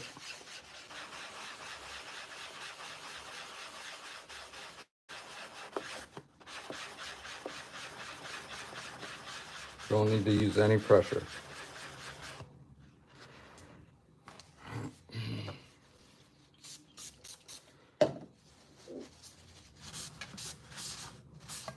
Like new. Alright.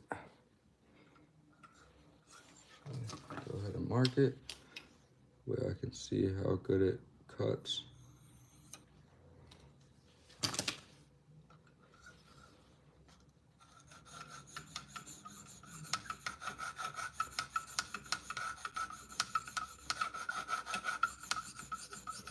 You know, guys, maybe that beard oil is too thick and actually prevents the diamonds from doing their job. Maybe it was creating like too much of a barrier.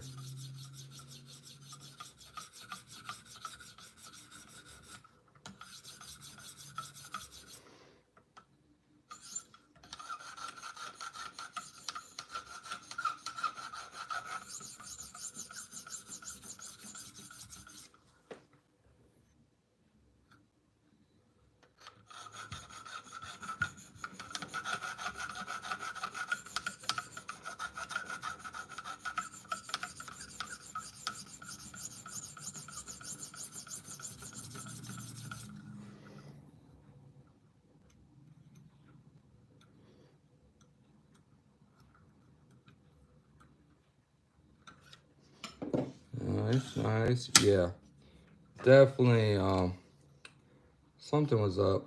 And I don't think that the stone was like super loaded, or the diamond plate. I don't think it was super loaded because I cleaned these pretty frequently.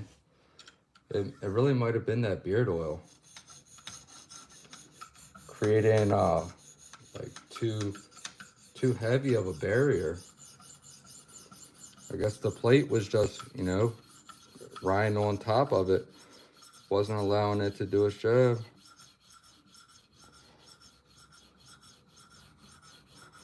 I know it works that way with lapping films. If you have too much oil on the lapping films, it will prevent it from really doing anything because it acts as a barrier.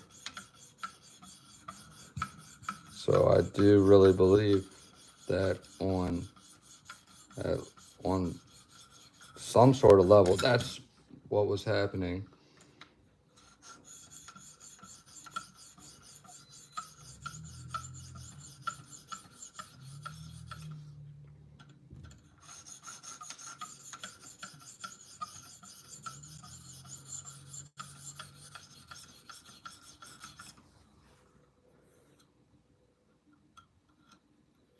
Yeah, because now the film's actually doing its job. All right, so I take that back. Hopefully anybody that was here and then left doesn't go out and buy some beard oil for their sharpening system. But you know what, guys? That's why I'm not the guy designing the honing oils. That would also explain why the new honing oil from Scott Gunn is very thin, like water, and also even the KME honing oil is very thin. Same with like Smith's honing oil, Lansky honing oil, or Smithfield, whatever.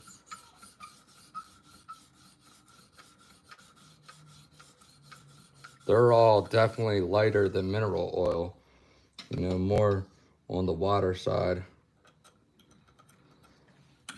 Oh yeah. Yeah, this the stuff that Scott Gunn made, this shit's no joke.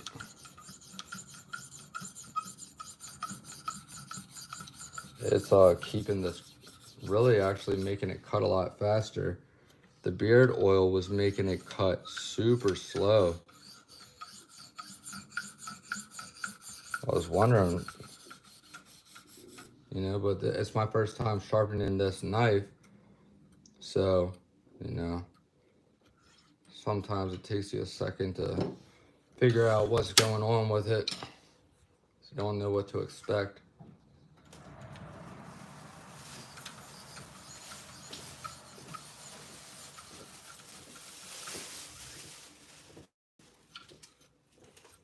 Nice.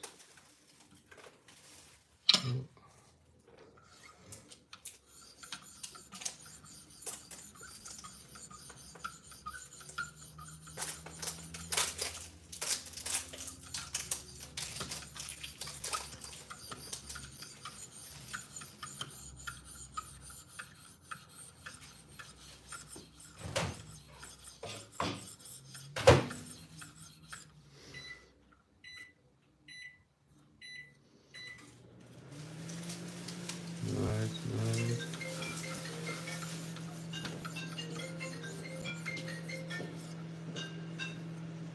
Hello. David. Hey, Jesse here. Jesse, what's up? Oh, you are? Okay.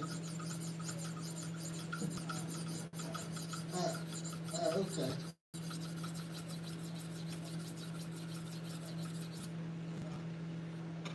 Yeah.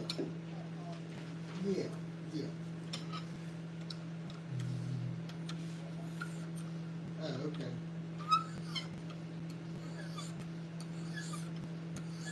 All right, sounds good. All right, bye.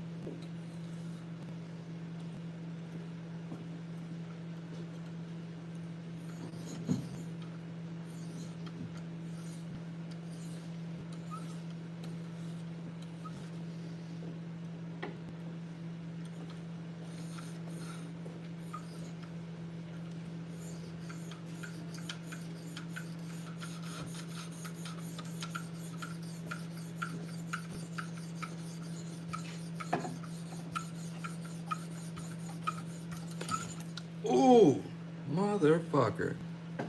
Damn. Fucking got me. That tip is pointy as a motherfucker.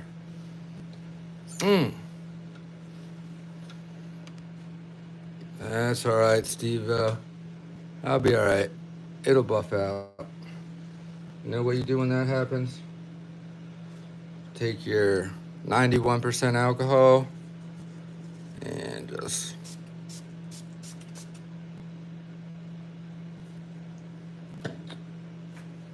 yep. No screaming, no whining. Just take it like a man. I mean, if this was like a year or two ago, I probably would have like stopped what I was doing for a minute and like wrapped it up or something, but I at this point, I cut myself so frequently, it's like, doesn't really faze me.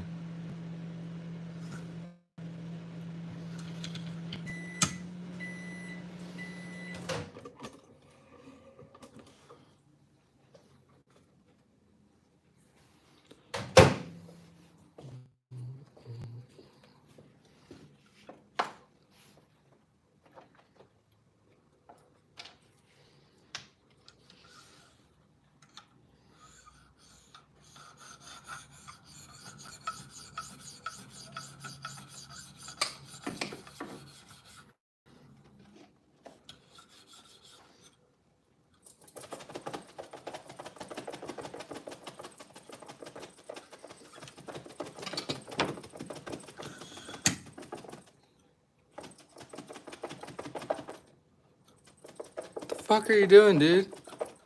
That sounds disgusting. Do that shit away from my camera. Sounds like you're beating your dick. Fucking eating. Sounds like you're jerking it off. Fucking whack attack.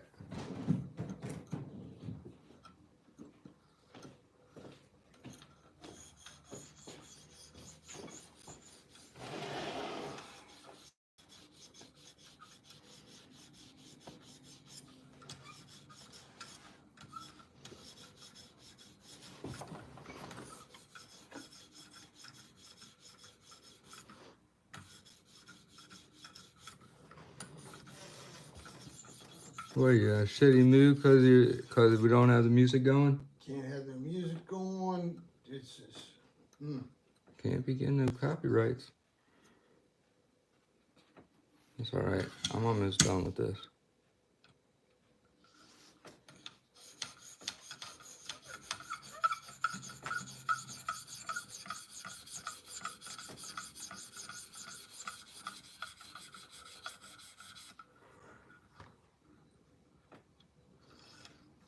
Man, I ain't never seen nobody shake up one of those fucking things like that. You don't just mix it with your fucking spoon. I'll shake it. Huh? I'll shake it. It don't mix it good enough, huh?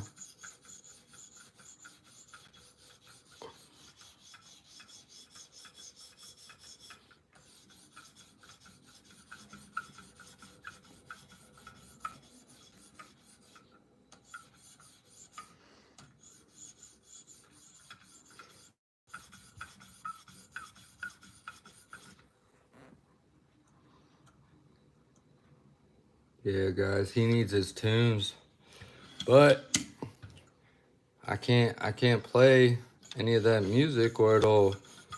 Well, I don't know. I haven't tried it before, but I'm pretty sure it'll copyright strike me.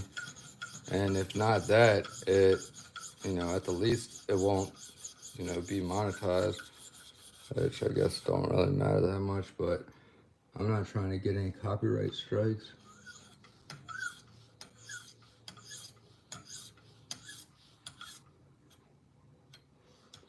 I mean, if I was getting more views, it would definitely matter.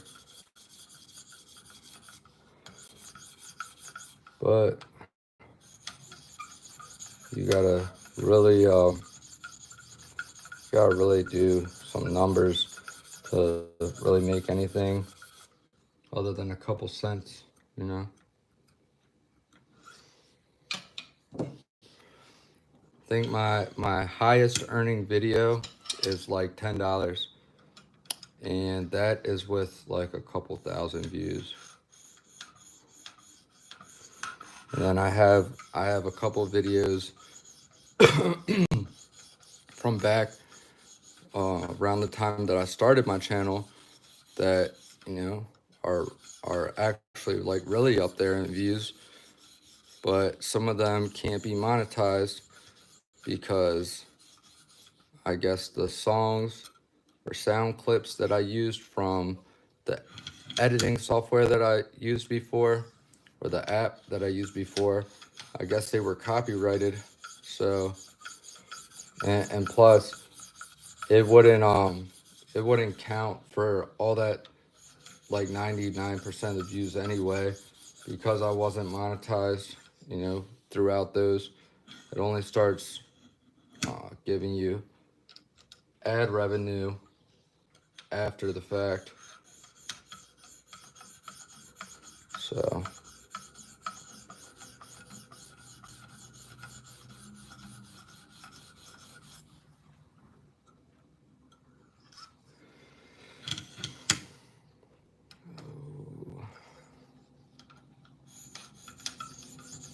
yeah, and another thing, when I'm like trying to explain stuff and all as I'm sharpening, sometimes it messes me up because I kind of like overthink stuff and it just throws me off. End up taking way longer and doing certain things that I probably, wouldn't have done if I was doing it off camera.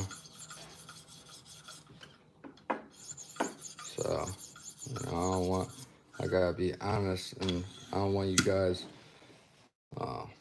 because you guys are looking to me for advice. So I want to be providing accurate advice. Like the one pass per side and getting everything all uniform, that is important to an extent. But I guess kind of have to go in a priority order,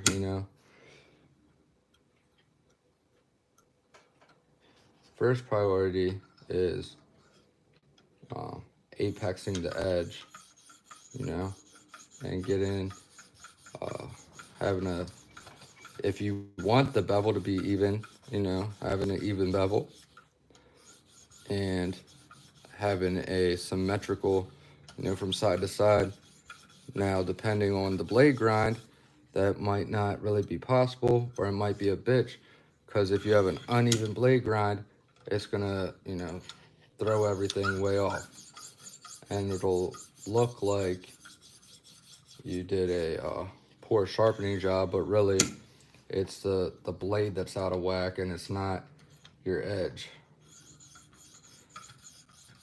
I don't think that's the case right here, but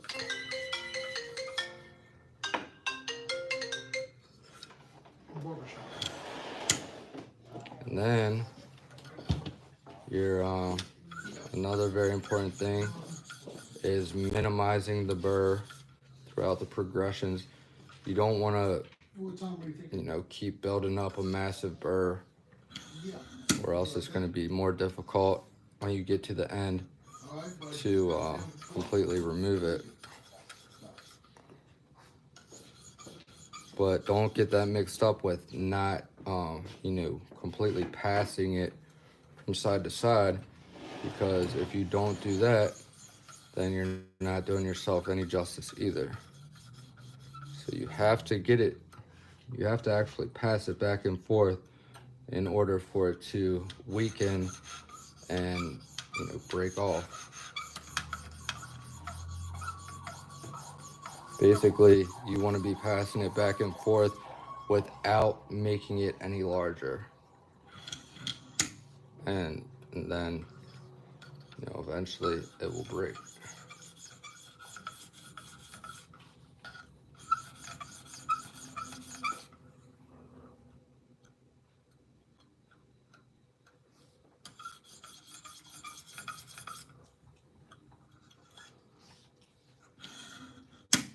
That's essentially what I'm doing right now.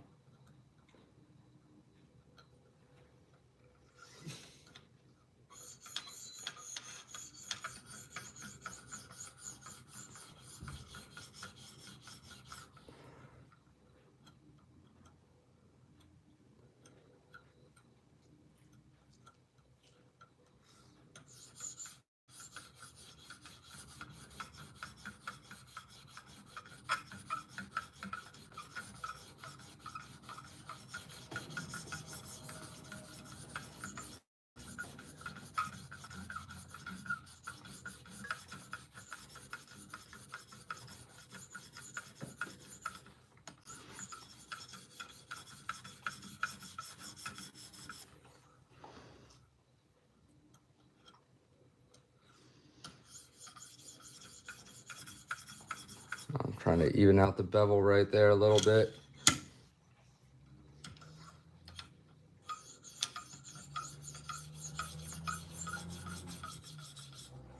I really am too picky, but I can't help it. I mean, this is how you end up getting an edge that's pretty much perfect. You have to be picky and kind of OCD and crazy in order to end up with it perfect, you know? You're not gonna end up with a perfect edge by accident, that's for sure.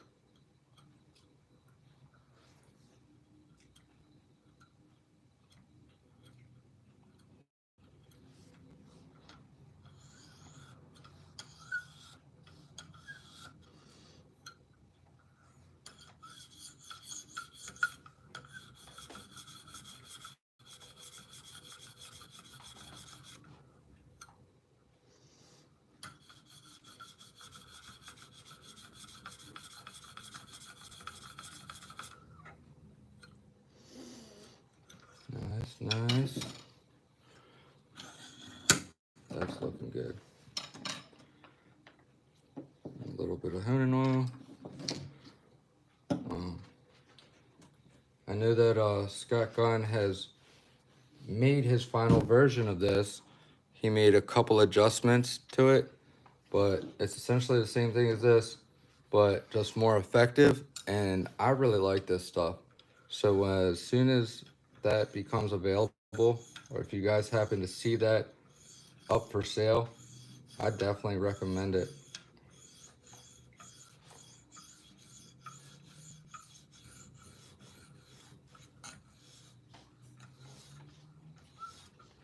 Seems like each time I apply it, the stone does exactly what I want it to, a whole lot quicker.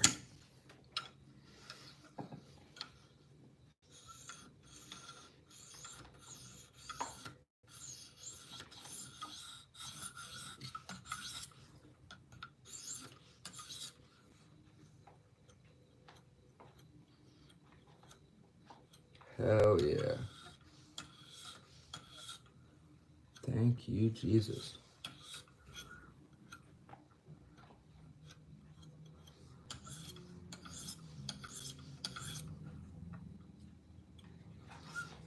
Fucking right.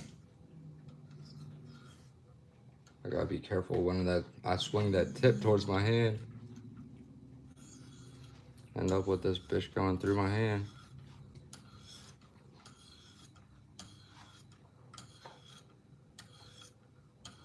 Cause that's what I get for fucking focusing so much on the tip and getting these things so pointy.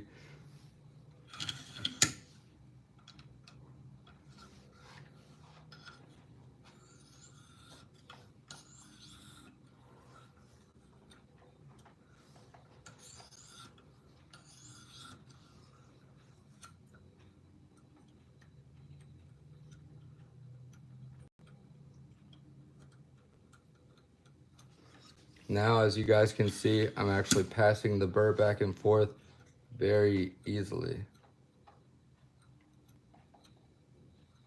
And it's getting really small. I'm gonna ease up on the pressure.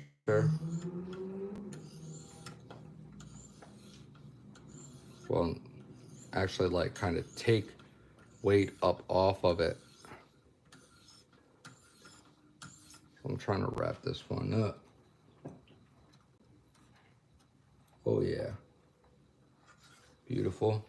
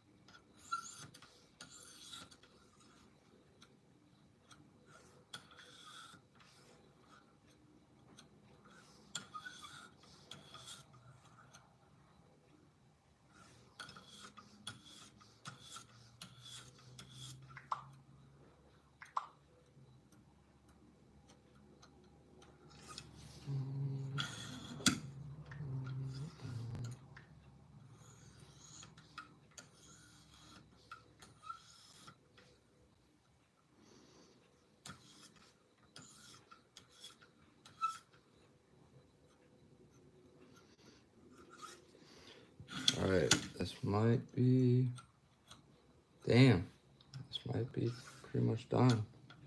I don't really feel a burr.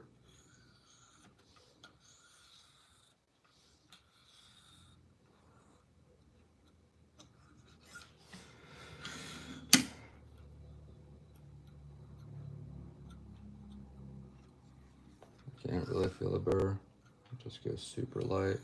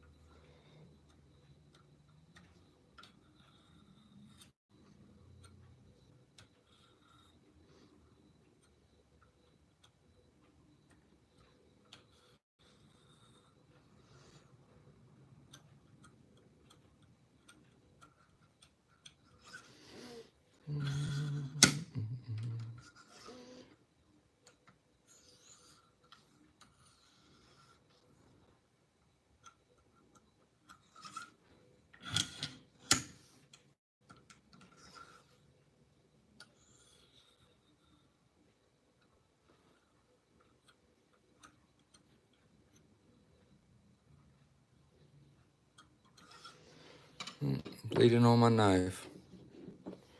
All right, that's it for the 600. Now I'm just gonna do a couple passes with the strap. This is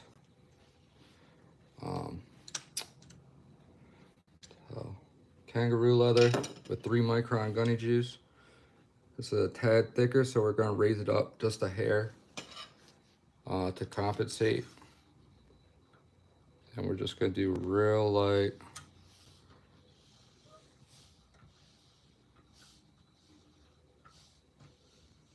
We're not trying to polish this, so there's no need to go crazy with the passes.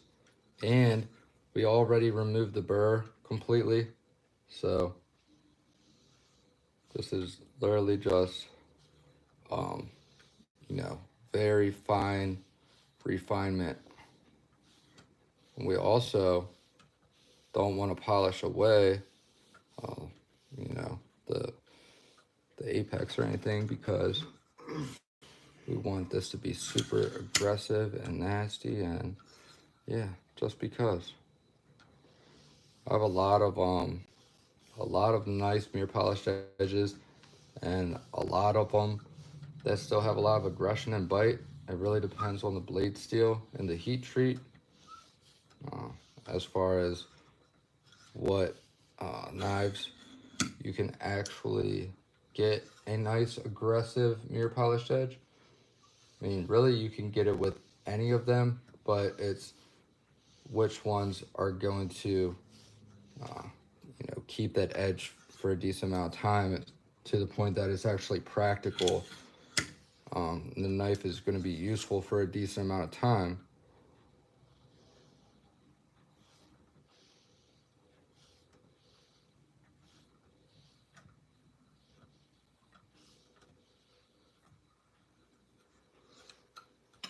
Let's see. Oh yeah.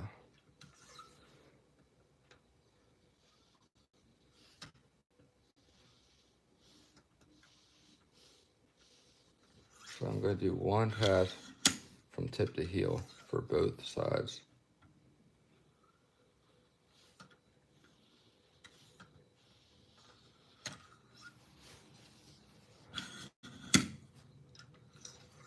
All right, going tip to heel.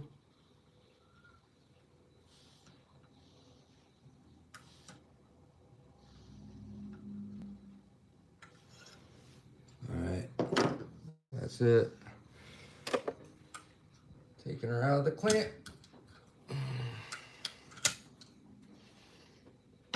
We are going to spray it off with alcohol, and then we're going to test to see how sharp it is.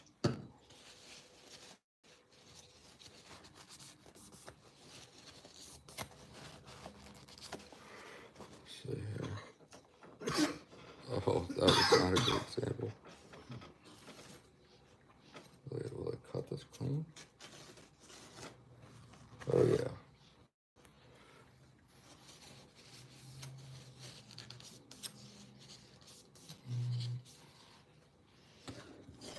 I'll take my basswood, some 1 micron right here.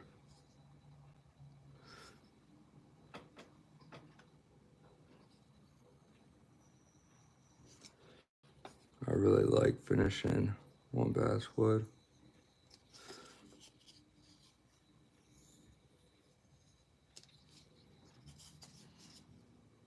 Doesn't have the same level of give that the leather does, so it really helps you keep that apex nice and fine.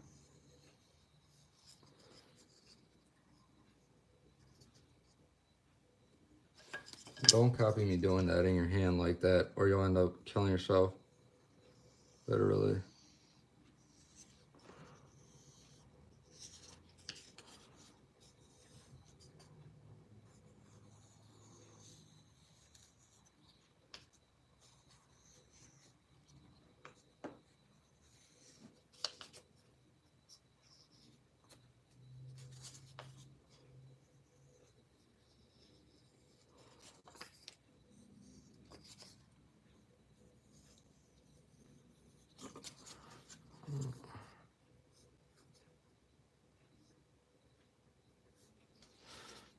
My angle.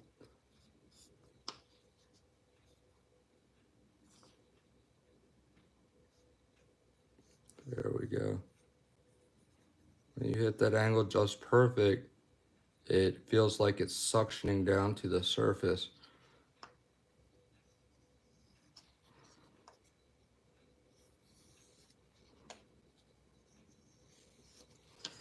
All right. Get my phone book. So I'll show you guys. This is a 600 grit finish.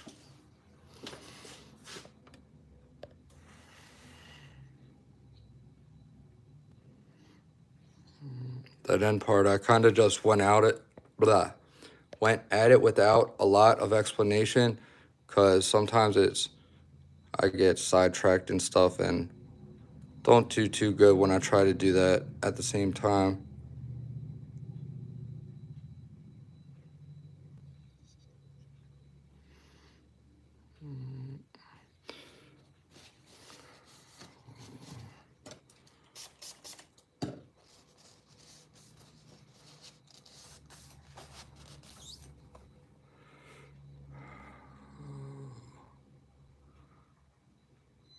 Should try zooming in more. Oh. Stand behind here.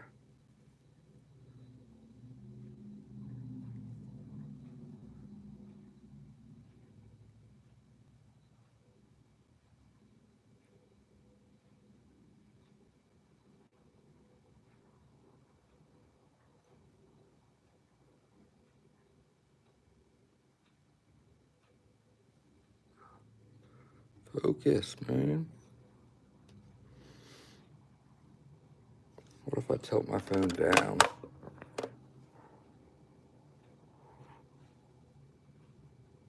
There we go.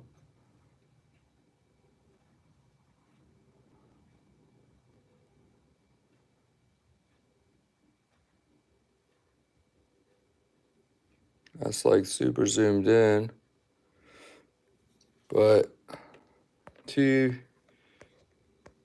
your regular eye,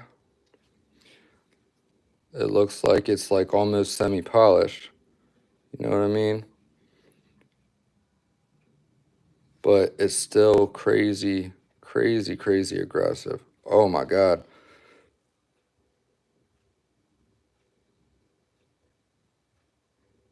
I can't slide my fingers down the blade pretty much at all without it digging in, you know, to the point that if I moved it any further, it would be slicing my finger open. So that is interesting. Curious to see how it does against some phone book paper. And then, depending on how this does, I may end up doing a mirror polish on it, but let's see.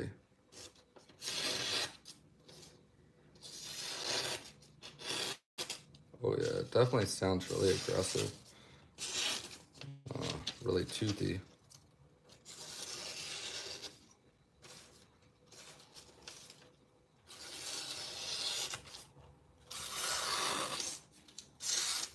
Okay, so we know it's sharp, but let's try this. Let's see how it does with some cardboard. Oh my God. Now this is where it might exceed.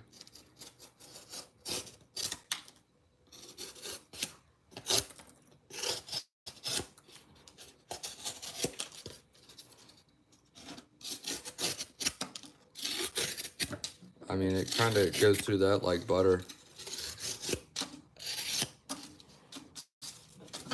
So this edge would definitely be good if you're somebody that's processing a lot of cardboard, and you know, going higher in the grit might also be good for that. Honestly, the only M4 that I've really sharpened is my Gale Bradley 2. So my Gale Bradley 2, I think I did a 1500 grit, and then I did a good bit of stropping, but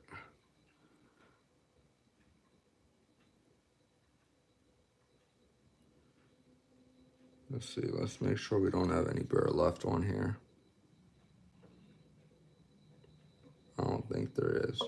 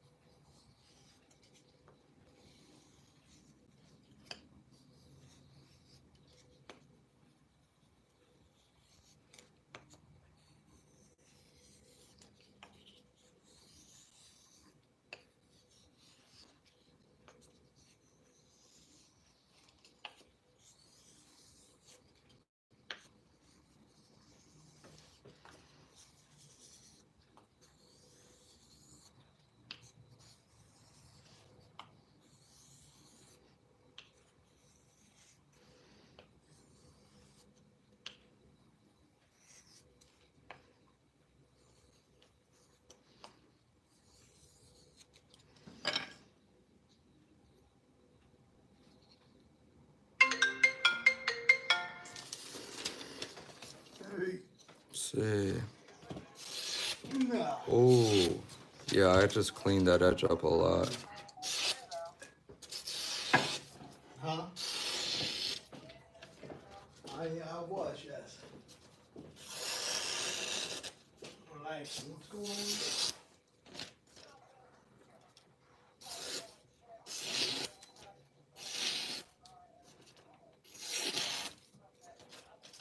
That's the money right there. So it must have just had a little bit of burr left. All right, now let's see if it still does just as good through the cardboard. That seems like it's money right there.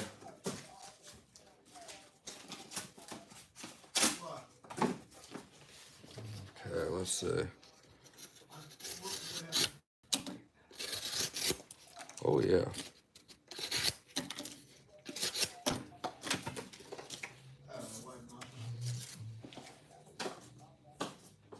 Alright, now let's try another piece of phone book paper.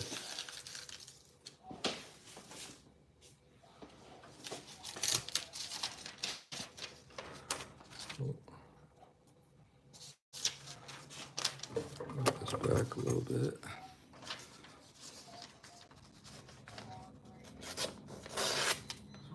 Check the comments.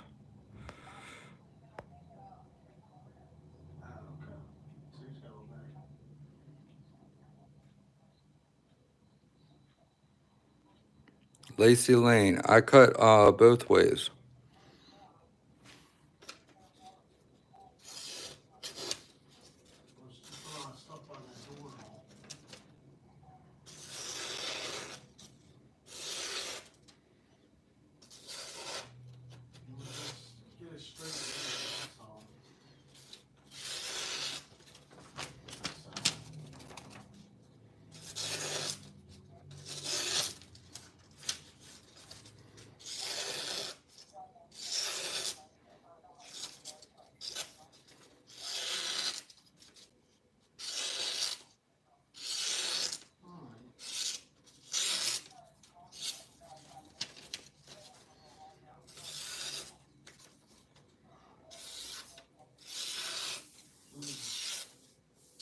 So how about Antonio? How about Antonio? Alright guys, I like it. So I think I'm gonna rock with this for a little bit and see how she does, you know, over some use. And I'm gonna be using this thing for, I'm gonna be trying to come up with things to cut that I don't even really need to cut, just to try to use the shit out of this thing and see how it holds up. I know it's not going to be any controlled test or any scientific test, but I have I can tell when if I'm intentionally trying to dull something out and it's you know, freshly sharpened, and I have, so I know my starting point is fresh edge. It's not like I'm starting to test a couple months after, you know, using it here and there. There's a couple of knives that I've done this with where I'll just intentionally, you know, use it for any contest that I can and see how it holds up. And the best one so far was my K390. Actually, it's between that and the Maximet, which shouldn't be a surprise. But both of those are reprofiled to 17 degrees. Percent. It's actually probably lower. And I actually have my K390 PM2 on me.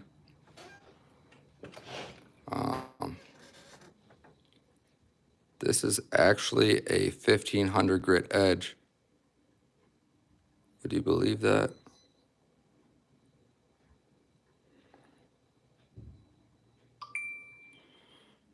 I did a lot of stropping on basswood and stuff with the gunny juice, but my I held my angle just a hair low for a lot of it, a lot of the polishing. So I have a nice polished edge that's still really nasty and aggressive. Let's see how this one does while we're at it. I tend to do way better with sharpening off camera because there's not any pressure, you know, and you just can do everything, you know, your natural own way. It's ultimately that's what I'm trying to do for you guys, but it's really impossible to mimic, you know, how you would do it off camera unless you're just doing it and not trying to talk at the same time. And that edge seemed like it didn't hold up extremely long. Now, you know, this isn't scientific. This is just based off my experience with it And I have that reprofiled to 17 degrees per side also. And when I'm saying 17 degrees per side, I'm saying the 17 degree per side indicator on the KME. A lot of these I didn't check with the angle cubes, so there's a good chance that they could be maybe 15 degrees per side. Now, none of these edges have had any issues with chipping or rolling, anything like that. But with the M4, I noticed it started to dull out back here. After not a, I mean, I cut a lot with it, but comparing it to like the K390, it was not as much cutting as that, and it just got slick along this back section where I end up doing a lot of my cutting like I said earlier in the video. So curious if this one holds up any differently. The edge should be sharpened to the same degree, but the blade geometry is obviously different. The Gale Bradley 2 is a really thin hollow grind. Comes to really nice and thin behind the edge. This one is just a flat grind, and it's clearly not too thick behind the edge because this is 14.5 degrees per side, and the bevel is not that huge. So, you know, it might be like 15 thou, maybe less. I don't know. I'm gonna guess 15 thou. But yeah, it's getting long though. Probably gonna wrap it up. Let my boss enjoy some music and stuff. Steve-O said, why not 15 that? Why not 15 what? Hold on.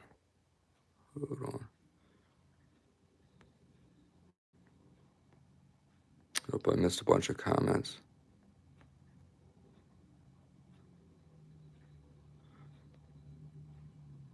K390 should be 240 to 400 grip max.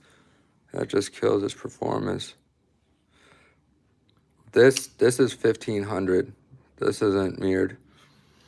And I got a lot of freaking more than any other knife as far as just cutting cardboard nonstop and still being able to like shave hair and stuff.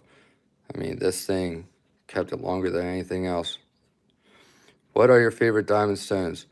I use the Gold Series diamond plates, just the ones that come with the KME, and then I only use 2 resin bonded diamond stones. They are the Columbia Gorge Stoneworks. I have the 5 micron and the 10 micron, and that is literally all I use. Other than those 2 will do 99% of my mirror polished edges.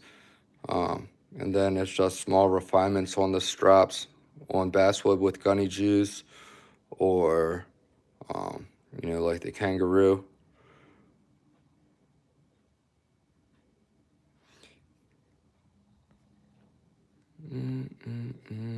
Hold on, I'm trying to go back up. That's fucking Sharp K390. Okay, I answered that. Whole mirror edge thing is kind of silly. Cutting performance matters. Yeah, I'm kind of torn on that statement because I've gotten really good performance out of both, but I'm you know, I'm still venturing and experimenting and stuff for myself. You know, there's only so many things you can cut without you know, doing it intentionally, and I don't really have the kind of money or the time to be just, you know, wasting blade steel like that. So whenever I do happen to sharpen them, I try to gather some useful information and pay attention to it and stuff, but Like I said, it's not anything scientific. Rex 45 Nave Chief runs 16 to 12 thou behind the edge. All right, so my guess at 15 thou was pretty fucking close, huh? I have a Neve for my TS Prof. I was looking at the Wicked Ass Matrix Stones. Yeah, I'm not familiar with those antimatter. I'm sorry. I can't give you an opinion on those because I just have no idea. Great videos, bro. Thank you. You're welcome, Steve-O. Said 17, but it wasn't verified, possibly 15. Yeah. Yeah. Both this and this. Well, this we know is 14.5 because I put the angle cube on it. But this one most likely is the same. You know, it might be a small variation because it's different blade shape, you know, slightly. But probably around there.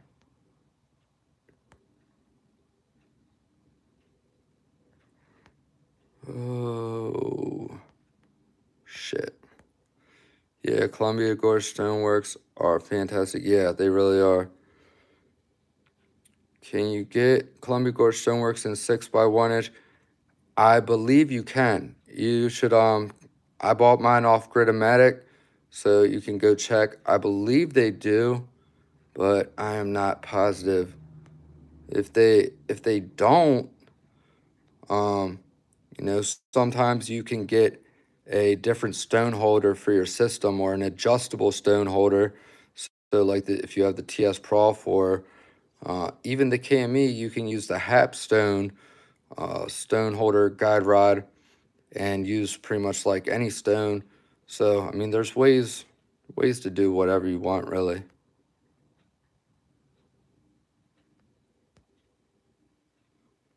You run RC cars, off-road racing? Yes, I do.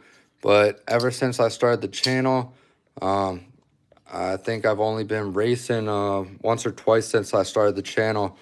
This takes up so much of my free time. It's crazy.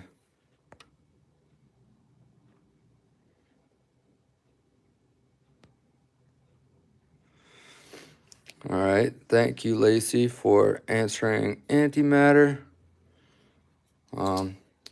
Any last questions or anything before I get off of here, guys? I just built Lucy 22 5.0 Elite last weekend. Hell yeah. That's what's up. I'm a four-wheel drive guy. I have a 22X4 and a TLR 22X4, which you knew that, but other people probably didn't know it was TLR. 10th scale four-wheel drive buggy. And then I have a Techno ET 410.2 10 scale four-wheel drive truggy. And for those of you who aren't really too familiar, they're both electric. Both electric has come a really long ways. If you haven't seen or heard, especially with these, you know, with battery technology, the electric is outperforming the fucking nitro stuff. The only benefit with the nitro is that you can run it pretty much nonstop, and they have like 40, 50-minute mains versus electric for 10th scale.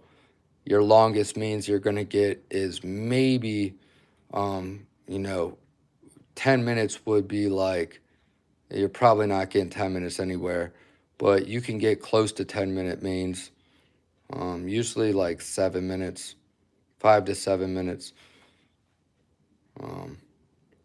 I've had a couple 10-minute mains, but I haven't raced all over. Only a select, you know, select places. 5 is normal. Yeah. So 5 is normal. Couple places run longer, or, you know, they'll give the drivers the option. And if people want a longer main, we'll get a longer main. But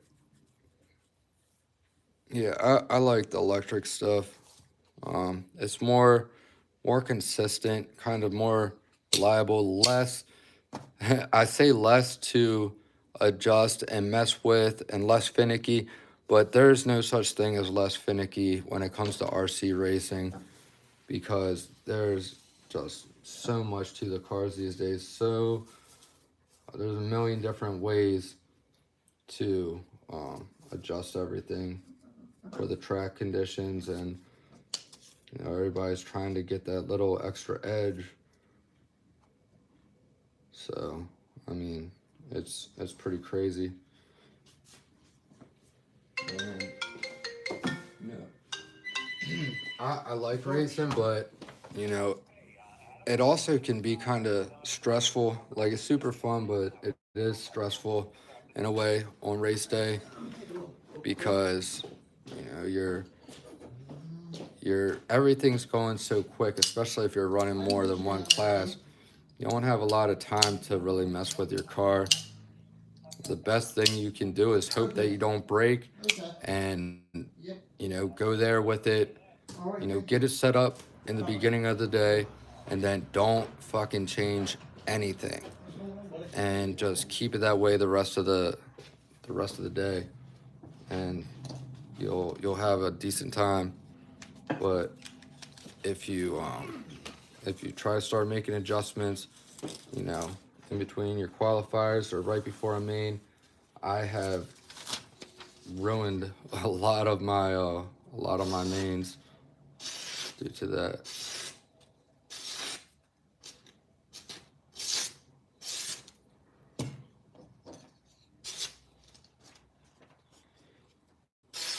Anything else before I get off here?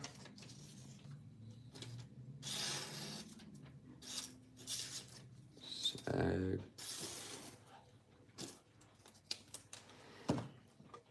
Oh, I can't see the comments. Oh yeah, screw that. You run 4 classes? Yeah, not me. Not me.